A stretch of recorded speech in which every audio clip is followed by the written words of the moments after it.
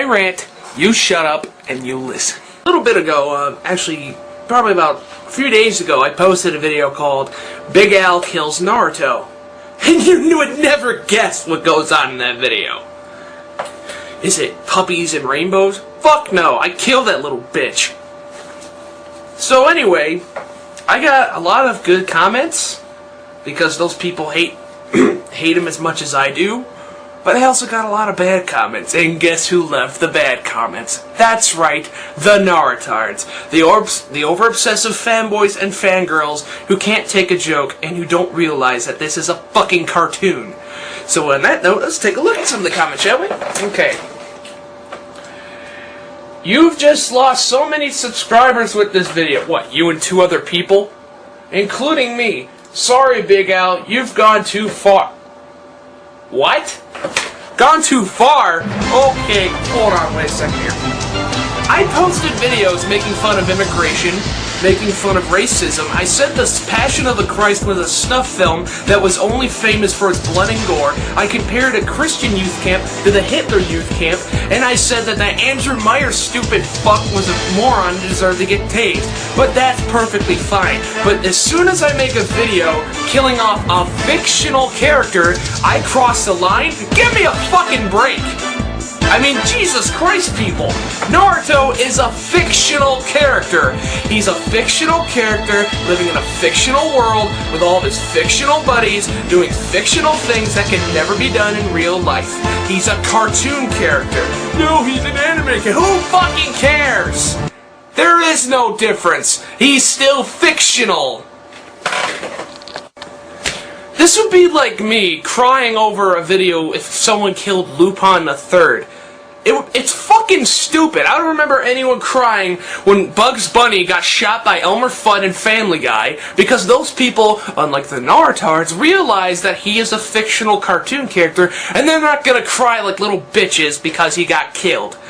However, because it's Naruto, all of a sudden we gotta put a fucking memorial to this orange-wearing douchebag. For the record, I fucking hate that show, okay? And you know what? I've watched it. I tried to give it a chance. I couldn't. Why? Because it sucks so much. At least to me, and about 1,000 other people. Anyway, I can't believe some of these comments. It's like these people have no brains. I mean, this guy sent a death threat to me if I killed another Naruto character. He says, I swear, if you kill another Naruto character, I'm going to go over to your house and shoot you. Well, you better start locking and loading, motherfucker, because... Get over here, you stupid bitch!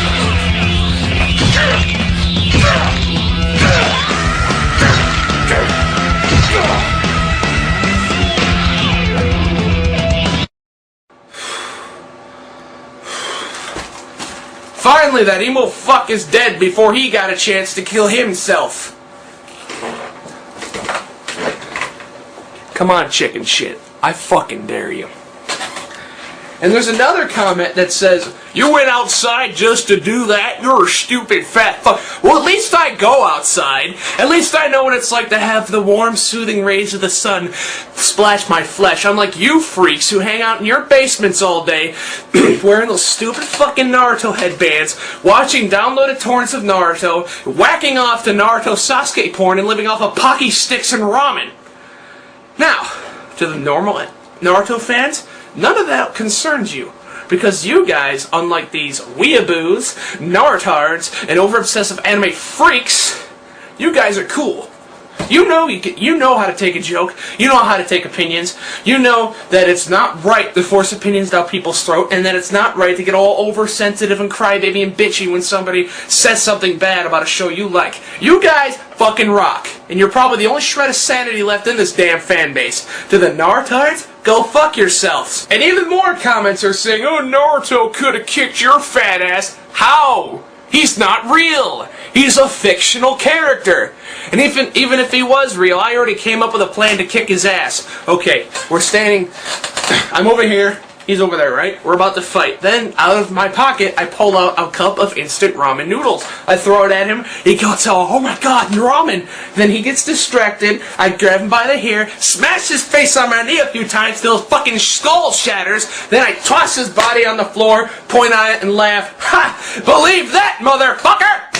No wonder people hate this fucking show. It's the fan base. You know, you say one thing wrong, like, I don't care for Naruto. All of a sudden, it's World War Goddamn 3. Okay?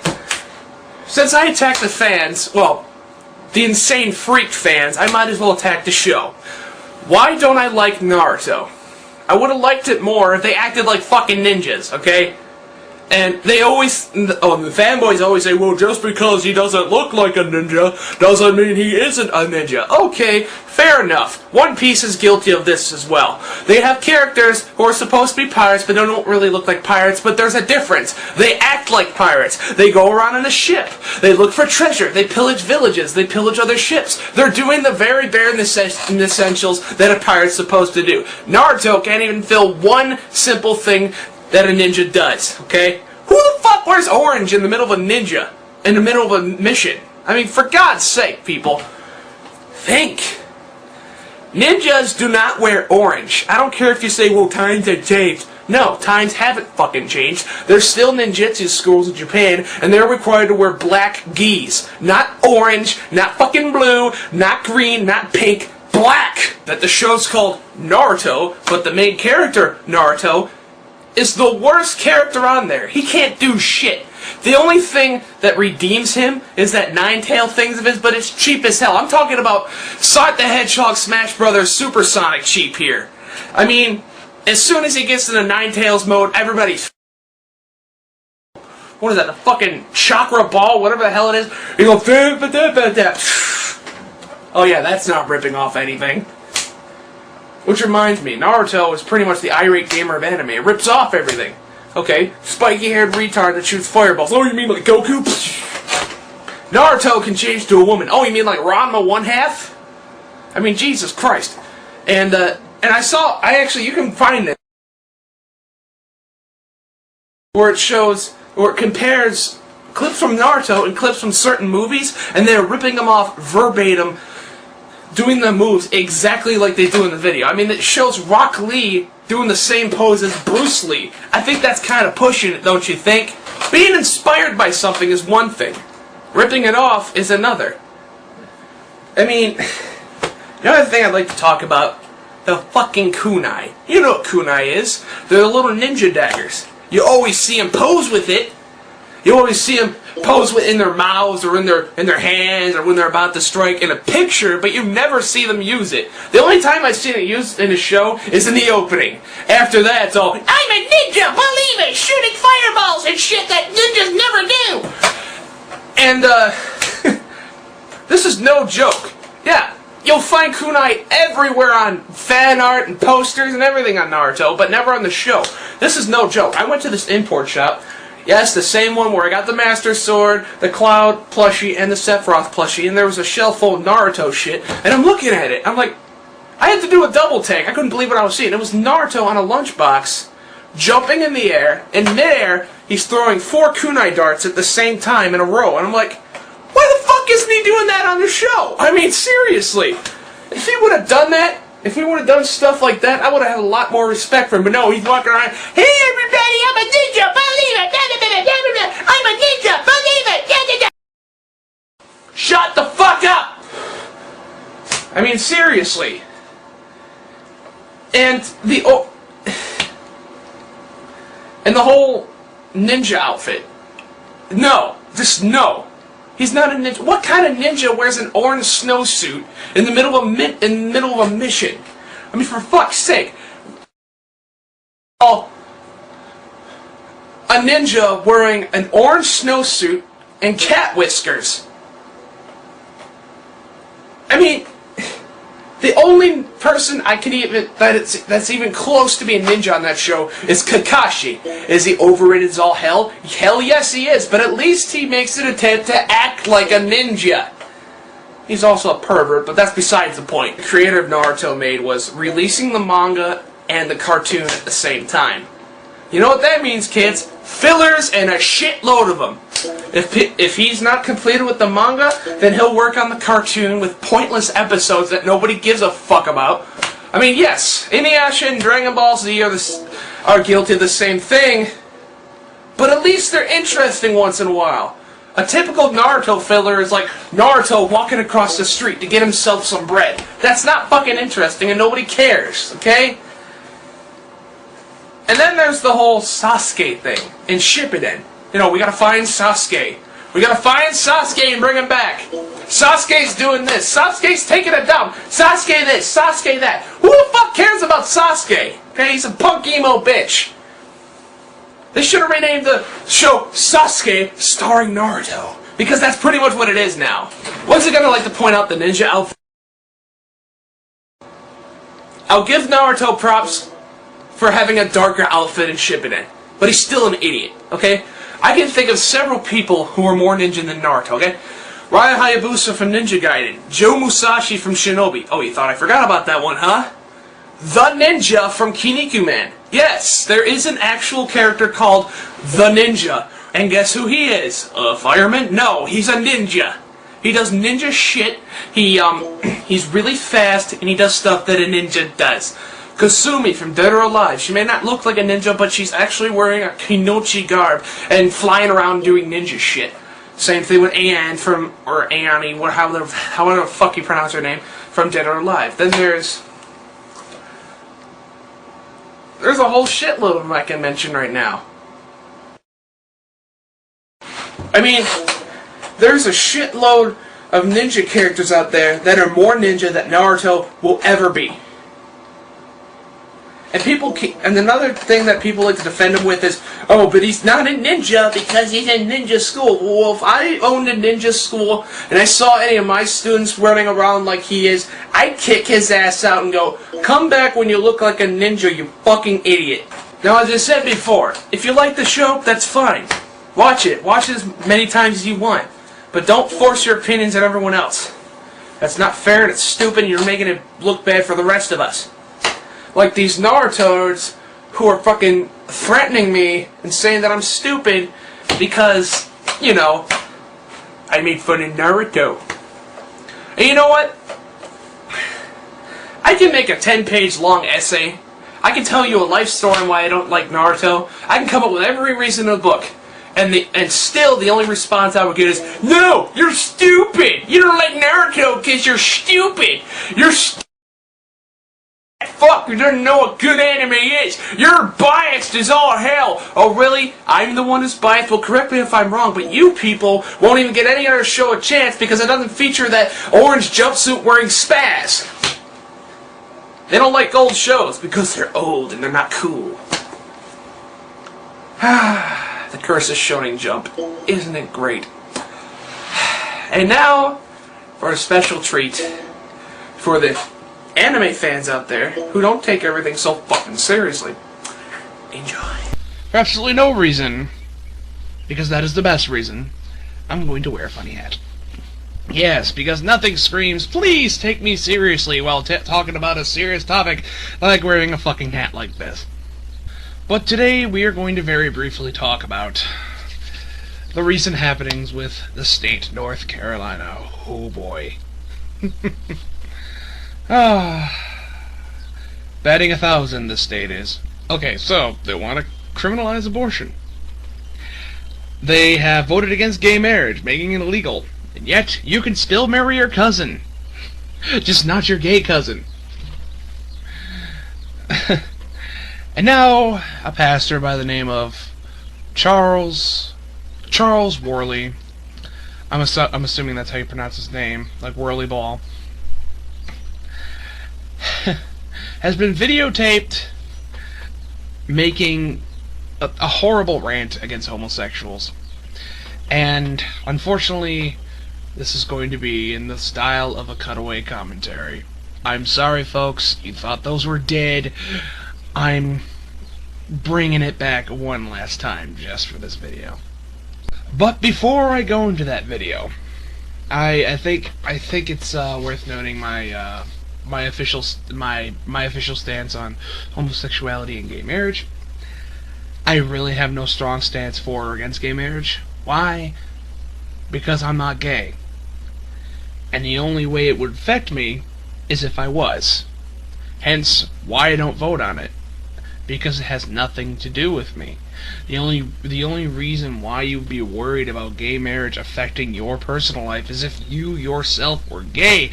And if you were gay, it would be a great thing. Because now you get to get married. You have the chance to get married without being thrown in fucking jail for it. And I just find it really funny that I better put these away before I knock them over and get juice all over my keyboard. And I find it funny that time and time again, opponents against gay marriage always quote the Bible, usually Leviticus. It's usually Leviticus, that a man must not lie with another man because it is a sin, and yet, not even a couple books later, it condemns things like tattoos, which is funny when you see people with Bible quotes tattooed on their arms and shit, because Leviticus forbids that. Not to mention, you can't touch the skin of a dead pig, you can't eat shellfish, you can't wear mixed fabrics, you can't grow two different crops in the same area. It's just crazy. Like, and when you bring any of that up, they'll accuse you of cherry picking. Oh, you're just cherry picking to make us look bad because that doesn't matter anymore because that's in the Old Testament. Well, why are you using the fucking quote about man lying with man to use it if everything else is, irrelevant because it's in the Old Testament? If it's against the old, if everything in the Old Testament is irrelevant today, by your own admission, then why do you keep using it to attack gay people? Because if you're going to use the Bible to attack gay people, then you're going to have to use the Bible to attack people who wear tattoos, to attack people who work on Sunday, to attack people who eat fish, to attack people who kill and skin a dead pig or play football because you're touching the skin of a dead pig. All that shit. If you're going to use the Bible to bash homosexuality, then use it for everything fucking else. That's all I'm going to say. Stay consistent. But then again, if we were going to stay consistent, if your child disobeys you, you must take him out to a public square and beat him to death. And another thing that's really funny, you're going to go against gay marriage because it's just so in the Bible, but yet you're going to go against polygamy, which was also in the Bible, but as a positive thing. I don't get that. Like, polygamy was very, very prominent in biblical times, and in most cases, wasn't really that frowned upon. So if you're going to go against gay marriage, it just doesn't seem consistent at all. It just all these fucking double standards and inconsistencies, and it's one of the biggest reasons why I don't take religion seriously. Because how can you? How can you take me seriously when I'm wearing this fucking hat? But, without further ado, let's continue with Pastor Pastor Charles Worley. Of our president getting up and saying that it was all right for two women to marry or two men to marry. I tell you right now, I was disappointed bad, but I tell you right there, as sorry as you can get, the Bible's against it, God's against it, I'm against it, and if you've got any sense, you're against it. I know this is going to sound really hypocritical for me, seeing that sometimes I stumble over I'm doing it right now. I'm stumbling over my own words. It's going to sound really hypocritical for me, seeing that sometimes I stumble over my own words, but it's against. Against. Not again. Not again. It's against. I figured a way to get rid of all the lesbians and queers, but I couldn't get it past the Congress. Build a great big large fence, 50 or 100 mile long, put all the lesbians in there, fly over and drop some food. Do the same thing with the queers and the homosexuals, and have that fence electrified till they can't get out. Feed them, and you know what? In a few years they'll die out. Do you know why? They can't reproduce. So in case it wasn't painfully obvious before, this sick fuck cretin of a man wants to take all the gay people, lesbians, and homosexuals. Well, technically, wouldn't they be the same thing? Anyway, take everyone that's gay in America, round them up, throw them in an electrified pen, and watch as they die out, and feed them every once in a while, and basically treat them like farm animals because they're different, because they have a different sexual preference than most people, because they're a minority. And yet, this fucker has a tax-exempt status.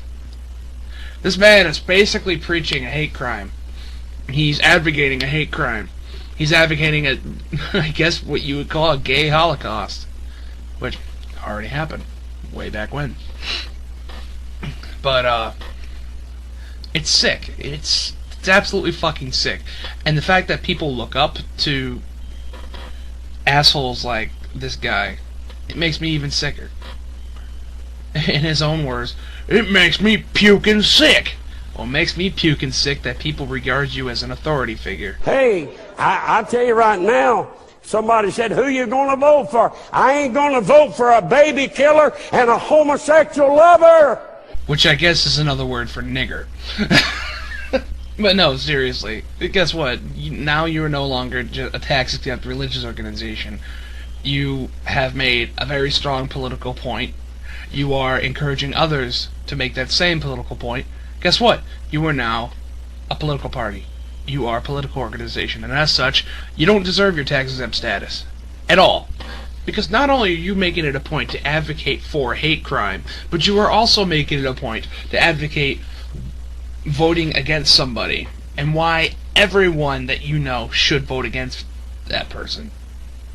And as such, you are no longer just a simple church. You are no longer a simple religious organization.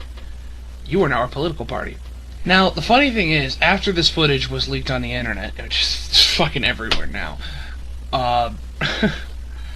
some people came to his defense. And before CNN had an interview with that one woman who came with the defense of the pastor, I knew exactly what was going to happen. I knew exactly what was going to be said. They were going to take the part where he said, I want to round up all the gays behind an electric fence and have them die out, and they were going to defend him by saying, well, he didn't mean that literally. He doesn't really want to throw them behind a fence and have them starve to death and die out and no longer reproduce. He doesn't really mean that. Just like that one pastor who was like, if your kid starts acting gay, punch him in the face, slap their hands, beat the shit out of them. Oh, I didn't really mean that. I mean it as a figure of speech. And sure enough, guess what fucking happened? CNN interviewed a woman who goes to that church, and like clockwork, she said he didn't mean to say it literally. He didn't mean it literally. Let's watch. So, Stacey, I know you're a defender of Pastor Worley, and I appreciate you coming on the program. Do you agree with his statements that he said on the pulpit that gays and lesbians should be put in behind electrified fences until they die out? I believe that was taken. I mean, yes, he said that, but of course he would never want that to be done. Of course, people are going to take it and make it their own way and make it into what they want to, but I agree with what the sermon was and what it was about. Twisted and turned out of context. That's what she's claiming is happening here, that his words are twisted and being twisted and turned out of context. You know, you could do that with a lot of things. You can take whatever anybody says, if it's not direct or blunt, and you can warp it around and make it say something that they didn't say. But he clearly fucking said, I want to take the gays, all the gays, put them behind an electric fence, and watch as they die out. He said that behind the pulpit of his own church.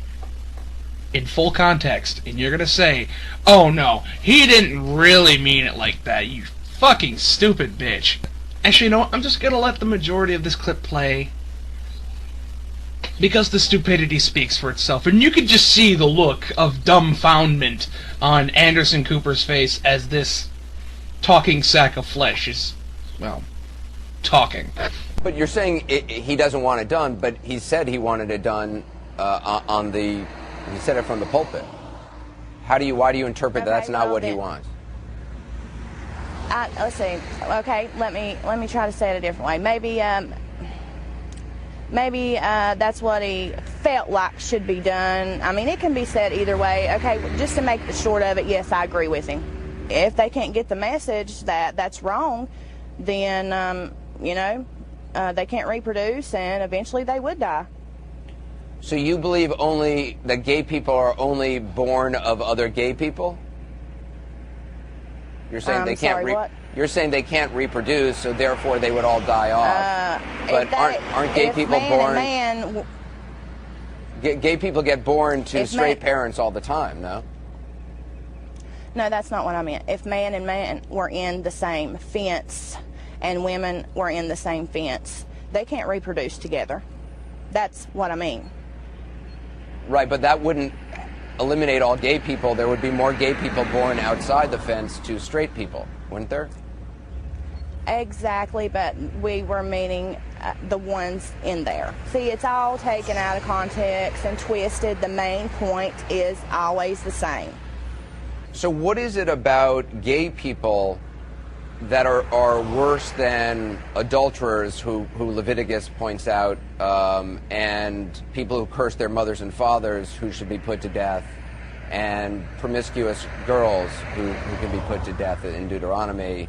What makes gay people worse than those people? From the Bible, there's no difference, but that is what he was talking about. So you believe you believe adulterers should be put to death because that's in the Bible? Like you said, like it was said, you know, just not really would ever happen. But yeah, okay, I'm not gonna, you know, keep answering the same question over and over. Yes. So does it seem Christian to you, though, to talk about putting people behind electrified fences and watching them die? Because I've talked to a number of pastors in the last couple of days who say that just doesn't sound Christian. That just doesn't sound like the message of love that they hear in the Bible. People keep, once again, harping on the electric fence, this and that. Because he literally said he wants to do that. You stupid mouth-breathing bitch. And did you notice that when Anderson Cooper brought up adulterers and temptress and prostitutes and all that, she just like, well, yeah, it's in the Bible, but, you know, gays. But that's not the best part. This is the best part. Do you understand why some people might be concerned? I mean, if some people were talking about putting Jews behind electrified fences, I imagine that would be of concern to you. Well, you know, it's not.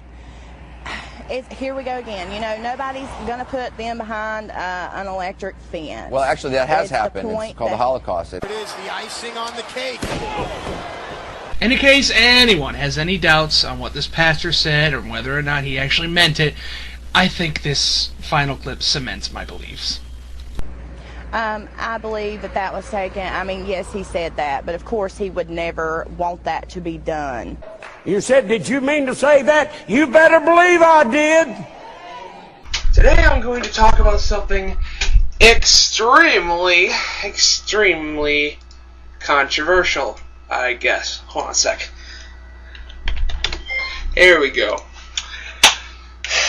I believe, with my honest opinion, that the angry video game nerd is getting stale as all hell, okay? I mean, nothing against him personally. I mean, I love his older videos, and I loved his videos where he actually went into detail with the games, you know, like with Sega CD and 32X, not only detailed on the history of them and what it was like growing up with them, as opposed to his regular reviews where he's just like, oh, fuck this game fucking sucks, you know? The reason I say he's getting stale is because of his new review for Fester's Quest. Let me explain something here. We've been waiting for a Fester's Quest review from the nerd for at least a year, ever since he started this bullshit, okay?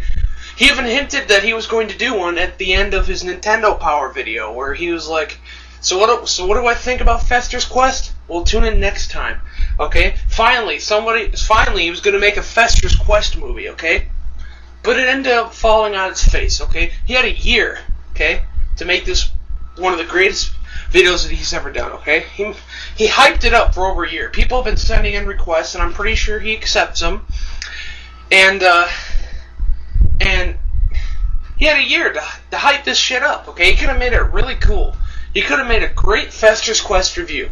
But instead, he ended up falling flat on his face, okay? What I thought was going to be a great review all this time ended up being just a shitfest, okay? First of all, I saw the trailer, and it was a great parody of the Addams Family opening with James using the cloning effect on After Effects and dressing himself up as all the Addams Family members, and I thought it was cool. And I thought that was the only part of his video that was going to feature that, but no. Every instance of his Fester's Quest review, he's dressed up as the Addams Family characters, okay? That's not cool. I mean, maybe he did it for novelty's sake, for nostalgic sake, but he didn't need to do it for the whole damn movie. You know what I'm saying? And it just turned out to be another mediocre review by the nerd, you know. Oh, this game's so fucking hard. I can't believe I'm fucking playing this game. This game's a fucking piece of shit. You know? And what else is there to say? Oh yeah.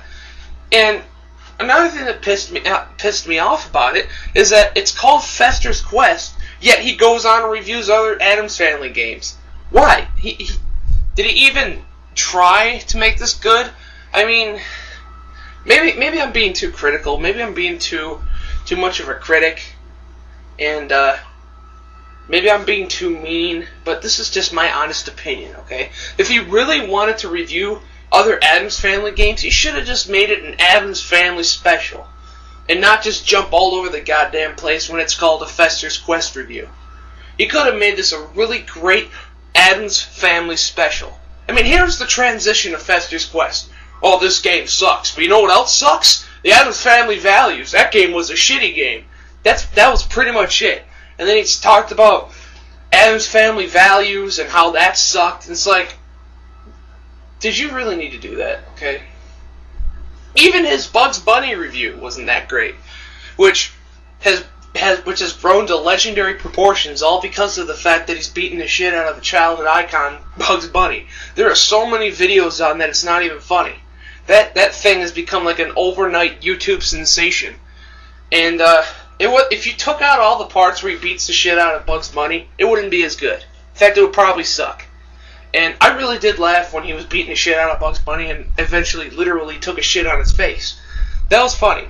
But that was when I started Lost Touch. Then he came back with a great Atari porn review, which wasn't even really a review. It was a great movie by James. It was a great video, a great review.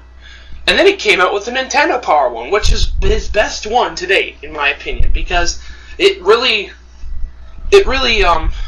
jarred my nostalgic sense. You know what I'm saying?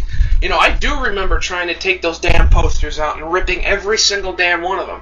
I do remember the cover of the Nintendo Power with Simon's Quest, and it received a flood of complaints from Soccermoms. Oh, Simon shouldn't be holding Dracula's head with the blood dripping. It's scaring my kids. And then he came out with Fester's Quest, and it turned out being this just big shit pile. That's just my honest opinion. I'm not going to stop watching the nerd. I just hope he comes out with a better movie, a better video, and I hope that if he's going to hype something, he actually makes it good. You know? Excuse me. And that's why I watch other reviewers, because I do realize, unlike all those AVGN Nazis, I do realize that there are much better reviewers out there. AVGN isn't the best. I mean, I can think of better reviewers out there. Let's see, Armake, okay. At times he can be a little bit repetitive, but in some of his reviews he's really funny. Helsing, who's now suspended, and because he instead of playing a character, he plays himself. Spoony One, which does a great theatrical style of reviewing. Play It Bogart, which is a great reviewer. I mean, ever since I saw his Godzilla review, it was friggin' awesome. And Darkness the Curse. I mean, yeah, people call him a ripoff of the Fat Man for some reason, but I like him. I like his random screams. You know, what the fuck are you on? You know, shit. I like that. It's funny as hell. I love random bursts of anger, and that's just my little thing on the Angry Video Game Nerd. I honestly think he's becoming stale.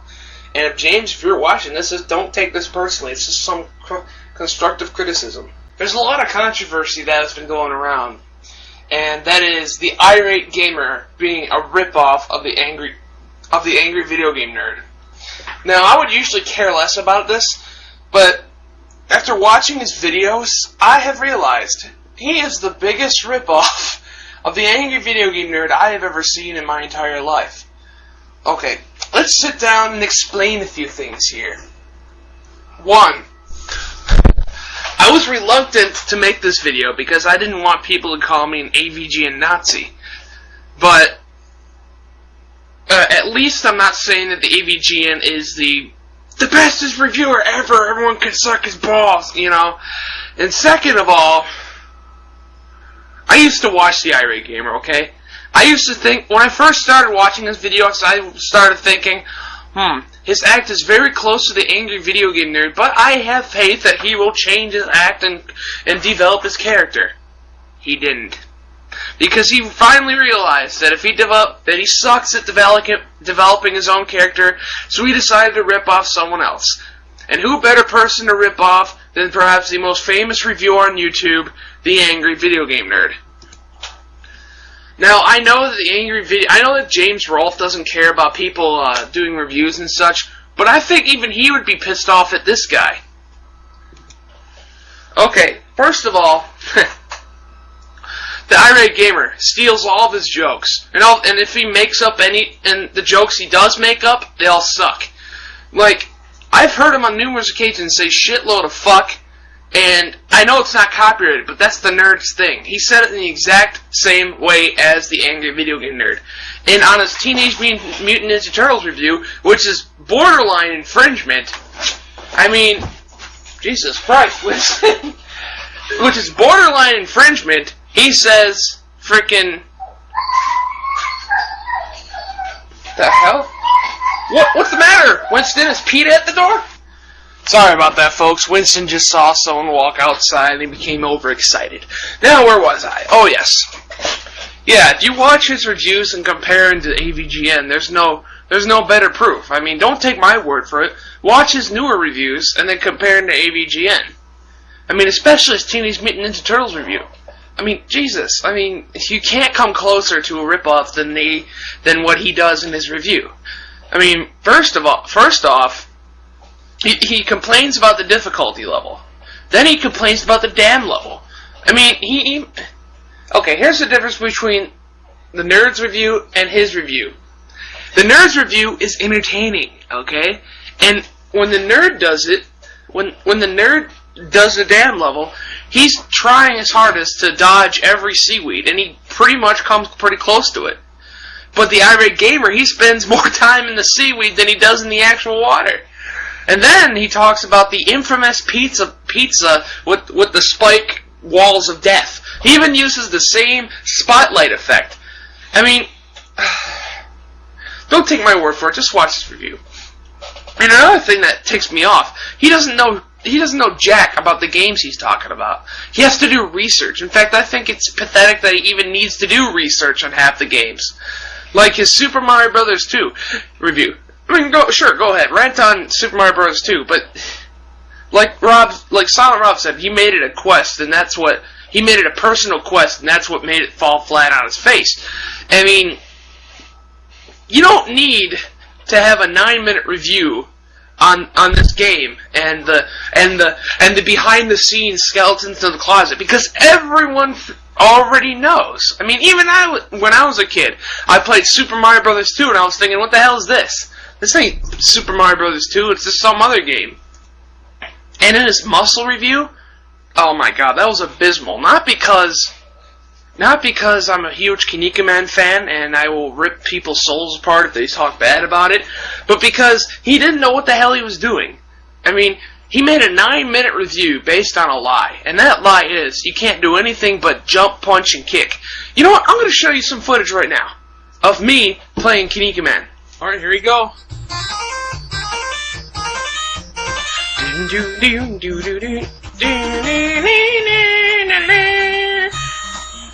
course, I'm going to be Kinika Man, and my partner's going to be Terry Man. And my opponents are going to be Ashra Man and Robin Mask. Okay, here we go. First is Terry Man. Alright, see? Well, you can jump, kick, you can punch. Oh, but what the hell is this? I can throw people the ropes? Holy shit! And I can... Ooh, look at this, man. Ooh, yeah, that's what I'm talking about. And I can clothesline? Holy crap! Who'd have thunk? And if you get behind him, you can backdrop! Holy shit! And here's Meat. He's throwing the power ball. Holy crap, what's he gonna do? What's he gonna do? Holy crap, who'd have thought? Calf grinding! Holy shit! Here comes Kinika Man. Backdrop! Holy shit! Oh my god, this is epic! Who says you can only do kick and punch in this game? And with that, Kinika Man is the winner! Here comes round 2, ladies and gentlemen. Yeah, there's not much you can do, but you can't just... There's not much you can do in this game, I'll say that, but you can do more than just punch and kick and jump. If you would have just played this for 5 more minutes, you would have realized you can do this! Holy crap! Holy crap! And throw people and shit. Okay, here it comes, here it comes. The famous wrestling finishing move of Kinika Man! Here it comes!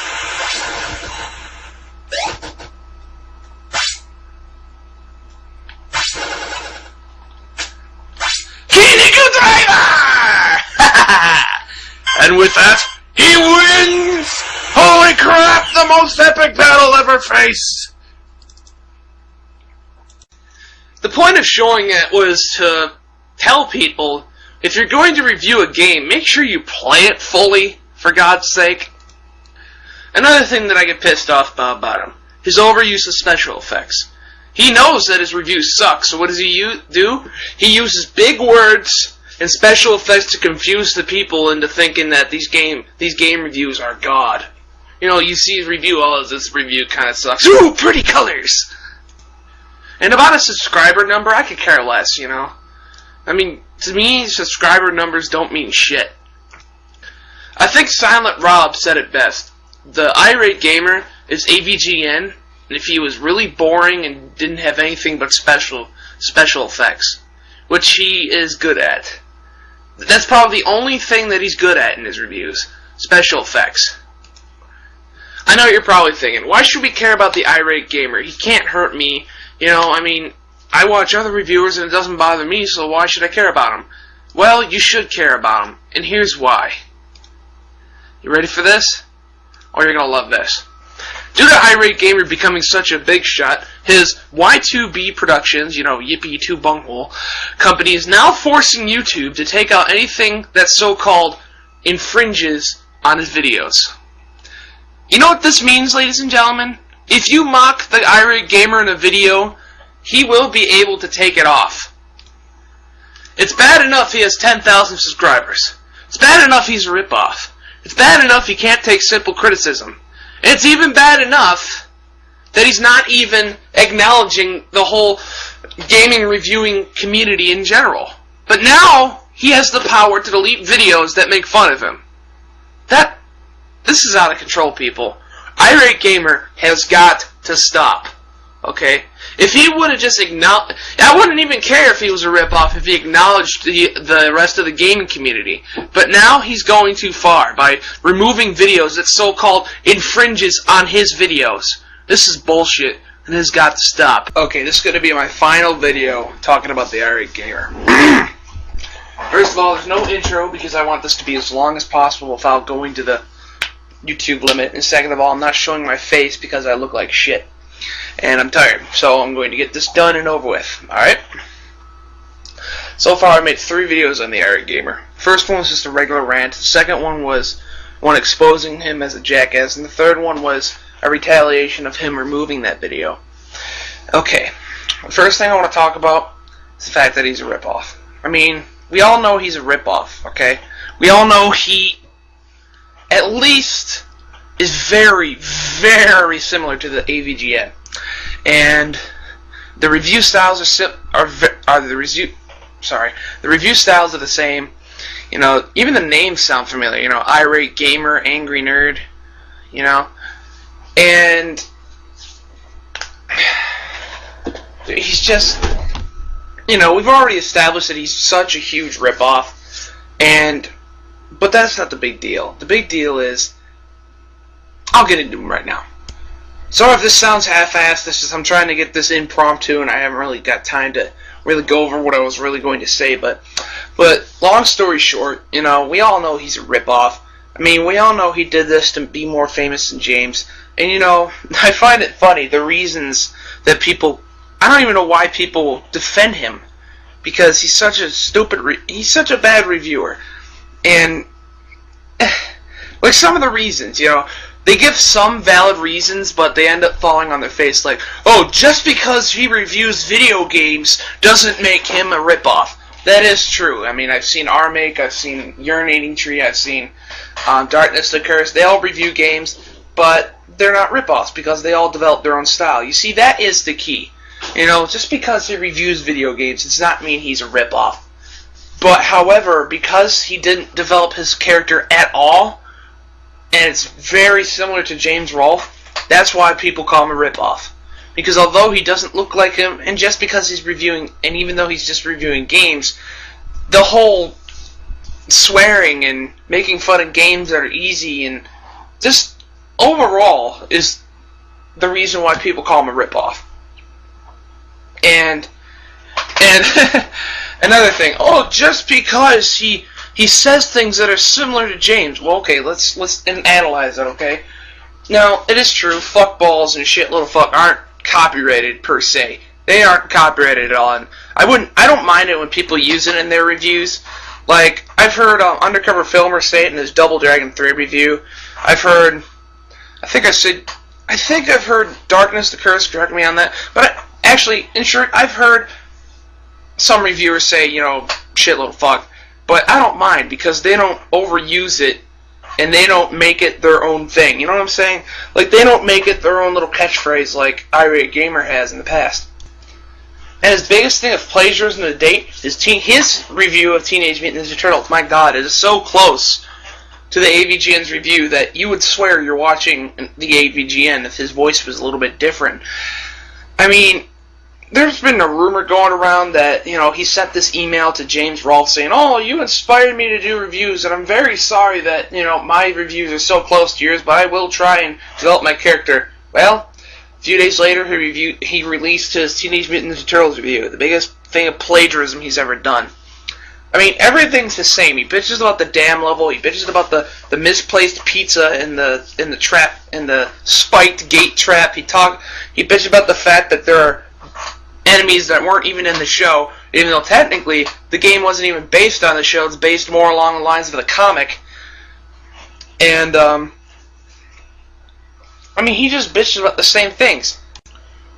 But that's not what this video is about. You see, people aren't getting the real message about the Irate Gamer. People aren't getting the real info out on why we should hate the Irate Gamer. Yes, he's a huge ripoff, but that's not the deal anymore. You see, I've seen video after video, you know, detailing on how he's a ripoff, but I've never seen his other points. Why? Because those videos keep getting deleted. Yes, Chris Boris deletes videos under his company of Y2B Productions for copyright infringement when they have nothing of his show in there. No copyrighted material of his show. And that's what gets me. He'll delete a video comparing him to the nerd because it has supposed copyright infringement on it. Yet, all these tributes that are made to him are still up, even though they use full footage from his show, even though the videos that expose him only use like few second video clips and pictures. And that's what my last rant about him was about. First, I made just a regular rant because of the fame that he was getting started to piss me off. I mean, I don't care about the AVGN anymore because his reviews really haven't been up to par, but he's technically been here the longest, and I'll be damned if he gets any of that stuff taken away from him. And I made that rant just to rant my head off about nothing important or anything. The second video I made, The Truth on the Irate Gamer, or whatever it was called, it's a little bit tricky to understand. You see, I wasn't even planning on making it, but my buddy Lewis Prowler, he came up to me in AIM and he said, "Dude, I got some stuff I need to show you." And he showed me, basically, you'll have to get the full story from him, but basically he was just going around and talking to people who literally worshipped the Irate Gamer, and he was telling them, don't do that, you're an idiot if you do. Basically telling him all the stuff that he does wrong. And one of the subscribers to Irate Gamer, one of the friends of the Irate Gamer, started chatting with them, friendly chat, to those who saw the original video, you know what the chat was about, oh, I like your videos better than James Rolfe, and stuff like that. And Lewis thought it was done. But then when the fan asked if he borrowed some ideas from James, apparently Irate Gamer snapped and said, "I don't steal from James. James steals from me. Shove a cactus up your ass," in the most poorly version of cactus I've ever seen. And anyway, Lewis Prowler showed me these instant messages, and I decided to make a video about it, exposing him as a jackass. And of course, right off the bat, people were like, "Oh, it's fake. It's fake." How could I fake something like this? All I have is Microsoft Paint. Unless I drew his name in there, there was no way I would be able to fake it. Plus, it's not even mine. It was sent to me. And the only thing I did to it was post it in a video. Next, people are like, "Oh, Irate Gamer would never say anything like that." How do you know? Okay, let's toss the fact that he completely rips off James and that he completely breaks the law by removing videos that aren't infringing copyright. What other reason is there to hate him? Well, he doesn't know what the hell he's talking about in his video games. He said in his thank you to the subscribers videos that he's been playing these games for over 20 years. He knows all the ins and outs. Yet he can't even say that there's more than one version of Turtles in Time. There are 3 versions of Teenage Mutant Ninja Turtles: Turtles in Time. There's the original arcade version, the Super Nintendo port, and the Hyperstone Heist, which is essentially Turtles in Time for the Sega Genesis, but it's also called Return to Shredder in Japan. He says he's been playing these games for 20 years and knows everything about them, yet he doesn't even know that there's more than one version of Turtles in Time. I'm quoting him. Released only on the Super Nintendo, it was unclear why Turtles in Time was released only on Super Nintendo. You mean to tell me you call yourself a game fan and you think it's only released for Super Nintendo? Also, I want to go back to my Muscle video very quick. When he reviewed Muscle, it was embarrassing. Because he's supposed to be this true gamer. And he's saying shit that a complete idiot would. Like, he's saying that, oh, in Muscle, there's no combo system. What'd you expect it to be? SmackDown vs. Raw? It's a fucking Nintendo game. And looking back at his video, he did say that you can slam enemies, but that doesn't excuse the fact that he sucks at this game. He like I said before, he said you can only punch, jump, kick, and body slam, and there's not much else. There's no special moves or combo system. Well, first of all, there's no combo system because the game's too primitive to include that. Second of all, there are special moves that have shown that you can do them. And basically made a 9-minute review bitching about the lack of features. I love it. I freaking love it. He goes and bashes Muscle for not having a combo system, yet he goes to pro wrestling, which doesn't have a combo system, and even less characters. But it's a stupid idea to begin with to compare a game to a better game. Especially if the better game came out after the game he's originally reviewing. He also sucks at the games too. Have you seen his Ghosts and Goblins review? Jesus Christ. You'd think he was dying on purpose.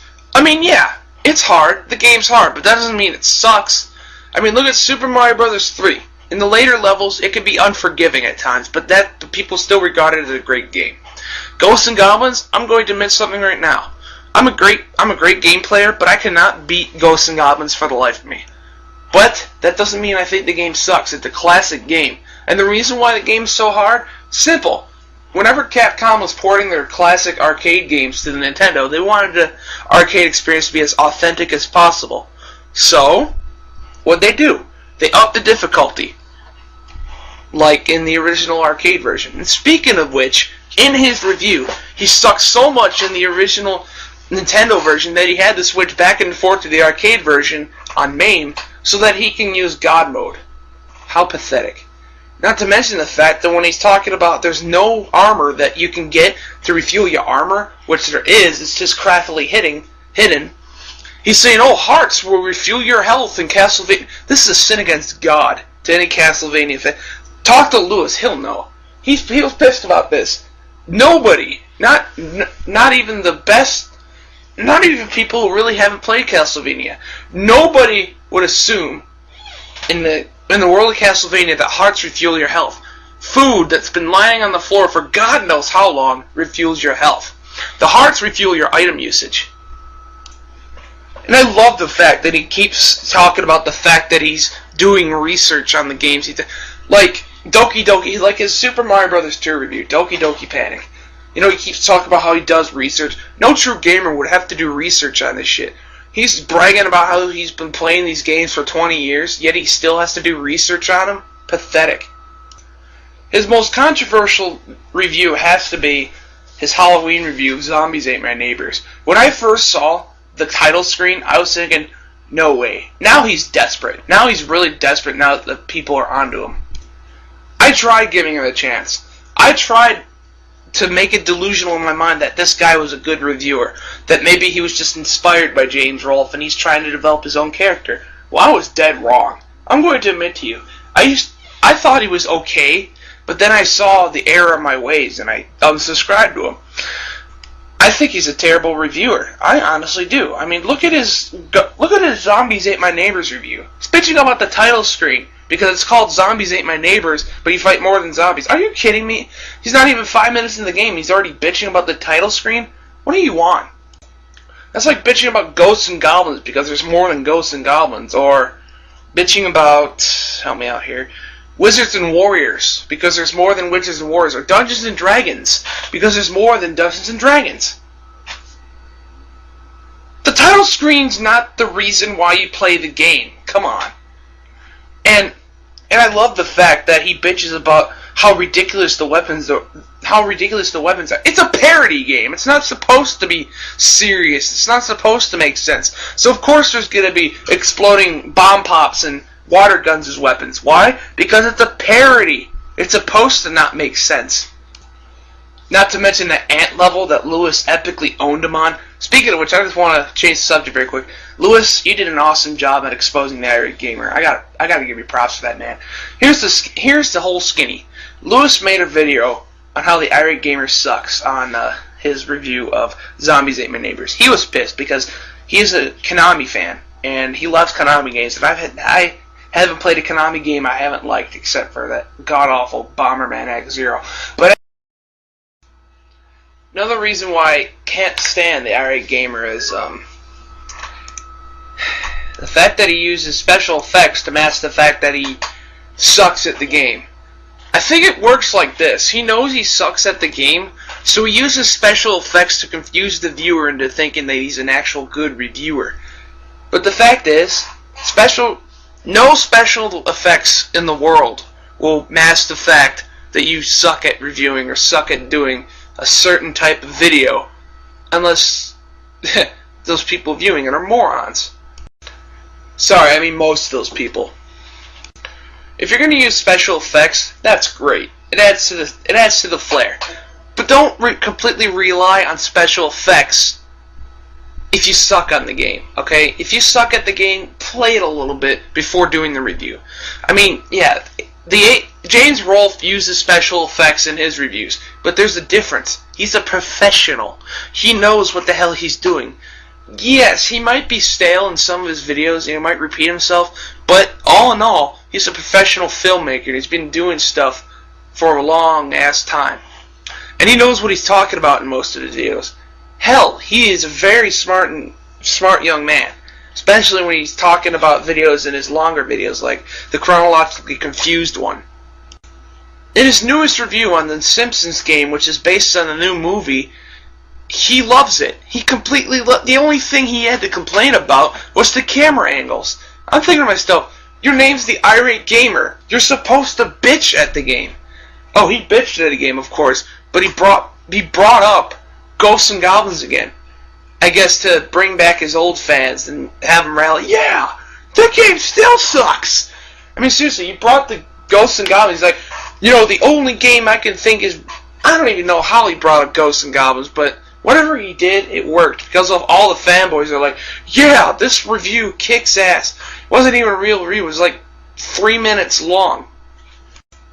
But anyway, back to my point. His name's the Irate Gamer, and he's praising a game. But then again, Angry Video Gamer did that with, DuckTales or whatever it's called.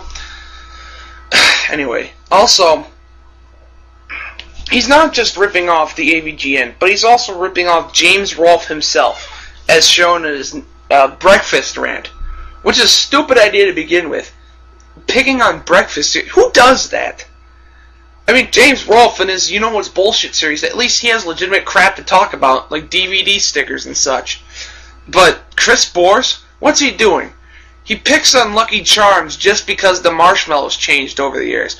Who cares? They taste delicious, that's all that matters, right? Of all the things to bitch about, you're going to bitch about Lucky Charms just because the marshmallows changed over the years. Oh, it's too confusing now. I don't know which marshmallow is which. Just shut up and eat the damn cereal. It's delicious. It's sugar-coated. It's not tainted by the Soccermoms. It's delicious. Shut up and eat the damn cereal and quit bitching about the marshmallow. Seriously, who bitches about marshmallows? I don't care. I just eat the damn cereal. Oh, look, they changed the star to the shooting star thing. I don't care. It's all going to end up in the same place anyway. Another thing I hate about, well, not hate, I can't stand the Irate Gamer because he doesn't seem to associate himself with the rest of the gaming community. He just seems to think that he's the only and best reviewer out there. He seems to think that there's nobody better than him. He doesn't subscribe to everyone else, he doesn't make friends with other reviewers, and he doesn't even mention anyone else. But that's a minor detail. Now, like I said, I try to remain neutral on this whole issue, but I just keep getting dragged into it. Why? Several reasons. On my muscle video that I made, I'll admit, it was to basically shut the Irate Gamer and his fans up. But it was also to prove that it was a better game than Irate Gamer was telling us it was. But I still got Irate fanboys on my ass. All the fanboys that attacked me on that video all said the same thing. I never moved the other opponent. Therefore, the review sucks. Okay, let me get this straight. I know a shitload about the anime, the manga, I know all their special moves, I know all their backgrounds, I know that there's more than one arena, I know there's more than one move, I know all the specials, like I said, and I know that I know the differences between the Japanese and American version. Yet, my review automatically sucks just because I don't move the second character. Makes sense to me. Now let's go to Irate Gamer's video. He bitches about a non-existent combo system. He doesn't know what the hell he's talking about. The only thing he knows about the anime is that there are toys made out of it that were released in Japan. He has a stupid-ass Maple Story character that's annoying as hell, and he compares the game to different and better games which are released afterwards, which is completely pointless to begin with. Yet, his review is automatically superior just because he moves the second character. Makes sense to me. Second, like I said, I try to remain neutral, and people were like, why don't you just stop it and just let him do... I said that part 3 was the final part, but, you know, people brought this up to my attention that there's more shit that I need to talk about. Irate Gamer came out with a DVD before James was even finished with his. Can you say competition? James had been working on his DVD for months. Friggin' months. and Irate Gamer just happened to come out with a new DVD. Oh, here's my new DVD. It comes with the first season and special features and bloopers, which I'm pretty sure he just made up on the spot for the advertisement of his DVD. But the thing that pisses me off is that AVGN finally came out with his first DVD, and people were like, "Oh, you're selling out. You're selling. You're just trying to copy the Irate Gamer." Dipshits. He was planning this for months ahead of time. Irate Gamer just like went on Windows Movie Maker and like posted his clips on there and put it on a disc. That's all he did. James, what did he do? He's been working on this for months. Freaking months. And I also like to point out the fact that, you know, Irate Gamer is now a member of Freezecracker, which is known to be a site full of dipshits and douchebags. You know, the Freezecracker, the Game Boys, you know, those guys. The guys that stole WizWar100's videos and mocked him openly. And made fun of him and his fans. And if you think about it, Freezecracker is a poor man's version of Screw Attack. So, AVGN comes up with his own videos, they get hosted on Screw Attack. Irate Gamer comes up with his videos, they get hosted on Freezecracker. Coincidence? I don't think so. And to answer all the fans' questions, yes, James Rolfe does know about this, but he doesn't want to get involved with it. And honestly, I don't blame him, because if he got involved with it, then it would just make this whole thing worse. But Mike Peta, his best friend and his title maker, he is pissed. If you want to check it out, either talk to the Super Young Legend about it or try and find it on screwattack.com. And I just want to say this again. Why is it always jealousy whenever somebody doesn't like another person? I mean, for crying out loud, people said I was jealous of Paris Hilton when I made that video. The two videos that I made Paris Hilton about. Why would I be jealous of that STD carrying skank? Same thing with Chris Crocker. People assume jealousy of Chris Crocker. Okay, jealousy implies that you want to be like someone. There is no way in hell I want to be like Chris Crocker. Then we go back to the Irate Gamer. Oh, I'm automatically jealous. I automatically don't like him because I'm jealous. Oh God. It's like, oh, he has money and he has power. Just like Hitler. Am I jealous of Hitler? After all, he had money, thousands of followers, and power. Am I jealous of Hitler? No, because he's a tyrant. Same thing with Irate Gamer. He has money, he has power, and he has thousands of idiot followers. Am I jealous of him? No, because he's a tyrant. Like I said before, people come up with the stupidest reasons as to why I should be jealous of him. Oh, he's got money. So do I. I have a job. Oh, he's got subscribers. So do I. And they all love my videos, and they're not fake. You know? I'd rather have 1,000 genuine subscribers who actually like my videos than, like, close to 20,000 subscribers who I made up. And they're ghost accounts. I'd rather have 1,000 genuine subscribers than 20,000 fake ones. And I just want to point this out. If you're subscribed to the Irate Gamer, I could care less, okay? It's your decision if you want to look at shitty videos, but I'm not going to hold it against you because, hey, that's your taste, and I don't care. It's when you start attacking me for not liking the Irate Gamer that I'm going to get pissed off, you know? It's like, in other words, I don't care if you're subscribed to him, just don't bash on people who aren't. And I just want to stress this one more time. Just because I don't like the Irate Gamer does not make me an AVGN Nazi. After all, I've mentioned all kinds of other reviewers who are far superior than the Irate Gamer. Not just the not just the AVGN, but like RMake, Urinating Tree, Play It Bogart, WizWar, Darkness to Curse, Undercover Filmer, who is siding with me on this issue.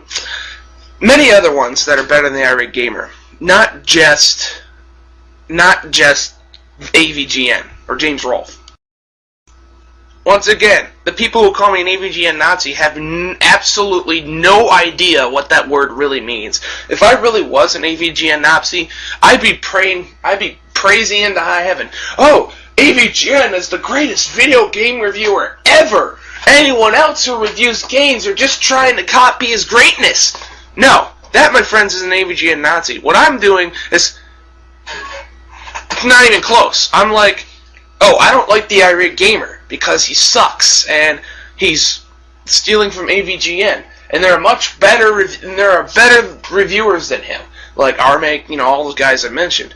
And just because I don't like Irate Gamer does not mean I'm jealous or an AVGN Nazi. People need to get their heads out of their asses and really. I'm an old school gamer, and I'm starting to like the Wii. So I'm actually kind of getting excited for Smash Brothers Brawl to come out. But what I think sucks about it is sucky characters are probably going to be put into it. Like Zero Suit Samus. I mean, what, regular Samus wasn't good enough? And, like, Meta Knight? Well, I guess that's okay, since Kirby needed an enemy. So, the purpose of this rant is to say who I think should be in the new Smash Brothers Brawl. Earthworm fucking Jim. Yes, I love Earthworm Jim. It is perhaps one of the best platformers I have played on the Super Nintendo, and he's just really funny. I love the cartoon, so I think he should be included as a third-party member. Ah yes, Little Mac from Punch-Out! I believe that what Smash Brothers Brawl game would be without a Punch-Out character? I mean, Little Mac would be awesome. I mean, he's one of Nintendo's favorite characters. I mean, he's an underdog that makes his way to the top by defeating, like, 10-foot boxers.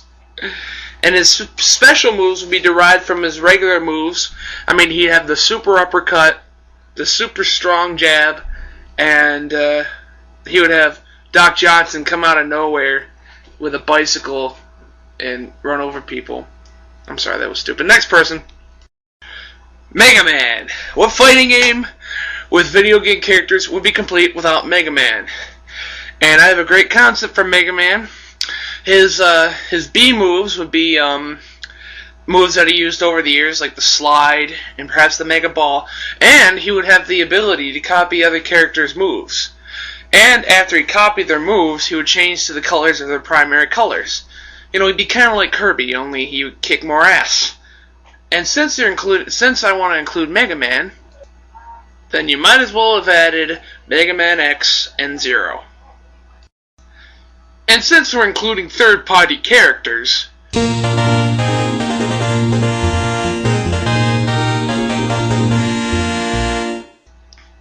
I definitely want Simon Belmont in there. He kicks ass. I can go on and on about all kinds of characters that I want in Smash Brothers, but I'll just say this. One person I do not want in Smash Brothers that a whole lot of dipshits want in Smash Brothers is everyone's favorite emo, Cloud Strife. Why should he even be in there? Seriously, just tell me one reason why Cloud should be in there. Because he has a big-ass sword? No, because fanboys like to masturbate to him. If words were people, I would embrace their genocide. It's no secret that I despise Peta and everything that they do, okay? But this time, they have gone to an entirely new low. It's bad enough they sent out pamphlets to little kids saying that their parents killed animals. It's bad enough that they're spreading lies around the media like meat can cause cancer and it can cause you to break out and drinking milk will cause zits. No, this time they've created their own video game on their website. And thank God it's not on any console that I know of. Because if it was, no one would buy it and they become bankrupt. Okay, so what's the scoop on this new game? Well, I'm about to tell you. Let's do a little bit of espionage, solid snake work, and sneak around on Peta's website, shall we? Here we go. Okay. Let's see. www.peta.com. Okay, let's see here. Okay, let's see here. Oh, look. 3 reasons not to eat fish. There's smart, interesting animals, and you know what? Screw this. Let's go straight to the source. Okay, let's see. Kosher meat is an oxymoron. Animals not ours to eat. Bullshit. Oh, here it is. Play Peta's new Super Chick Sisters game. Do they look familiar? Oh yes, but this is just the tip of the iceberg.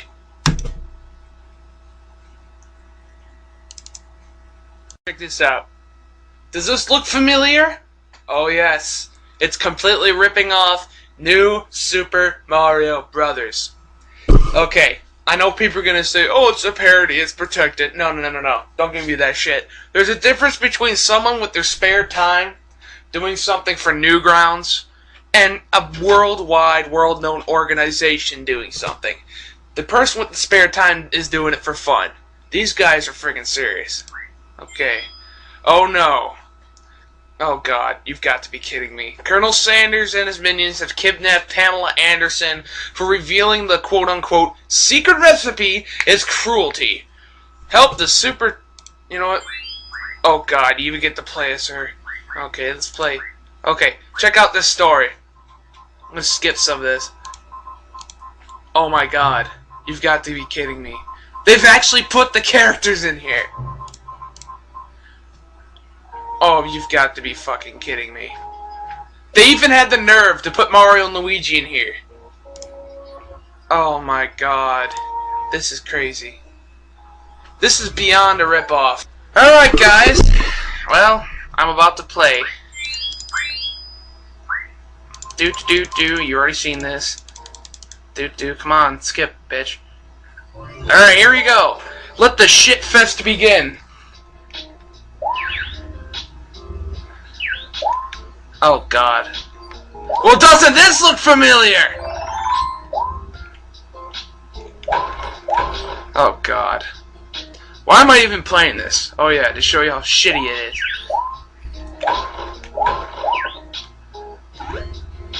Oh yeah, stomping on enemies. That's original! Oh look, it's a protester. What does he say? Hi, did you know that KFC chickens have their beaks cut off? How painful! Many birds are... Oh god, I can't stand this shit. Oh yes, you get helpful quote-unquote tips from protesters. Oh, here's another hippie right here. Thank goodness you're here. KFC is scalding them alive as we speak. Shut up! Oh, this is total BS. You know what? Fuck off. I'm on a mission. Okay, so I'm at Kentucky Fried Shitface right here. Oh god, they even have the flag raising. Makes me want to eat KFC right now. Yeah, that's my cousin Adam. He's a special guest right here. He's a passionate hunter. He hates PETA as much as I do. Probably even more, right, right buddy? Mm-hmm. Alright, there's still work to be done. Yes. People for the eating of tasty animals. That's right, babe. That's right, buddy. Okay, skip this shit. Come on. I'm clicking, but it's not doing anything. Oh no, there's smoke coming from the ground. Whatever shall we do?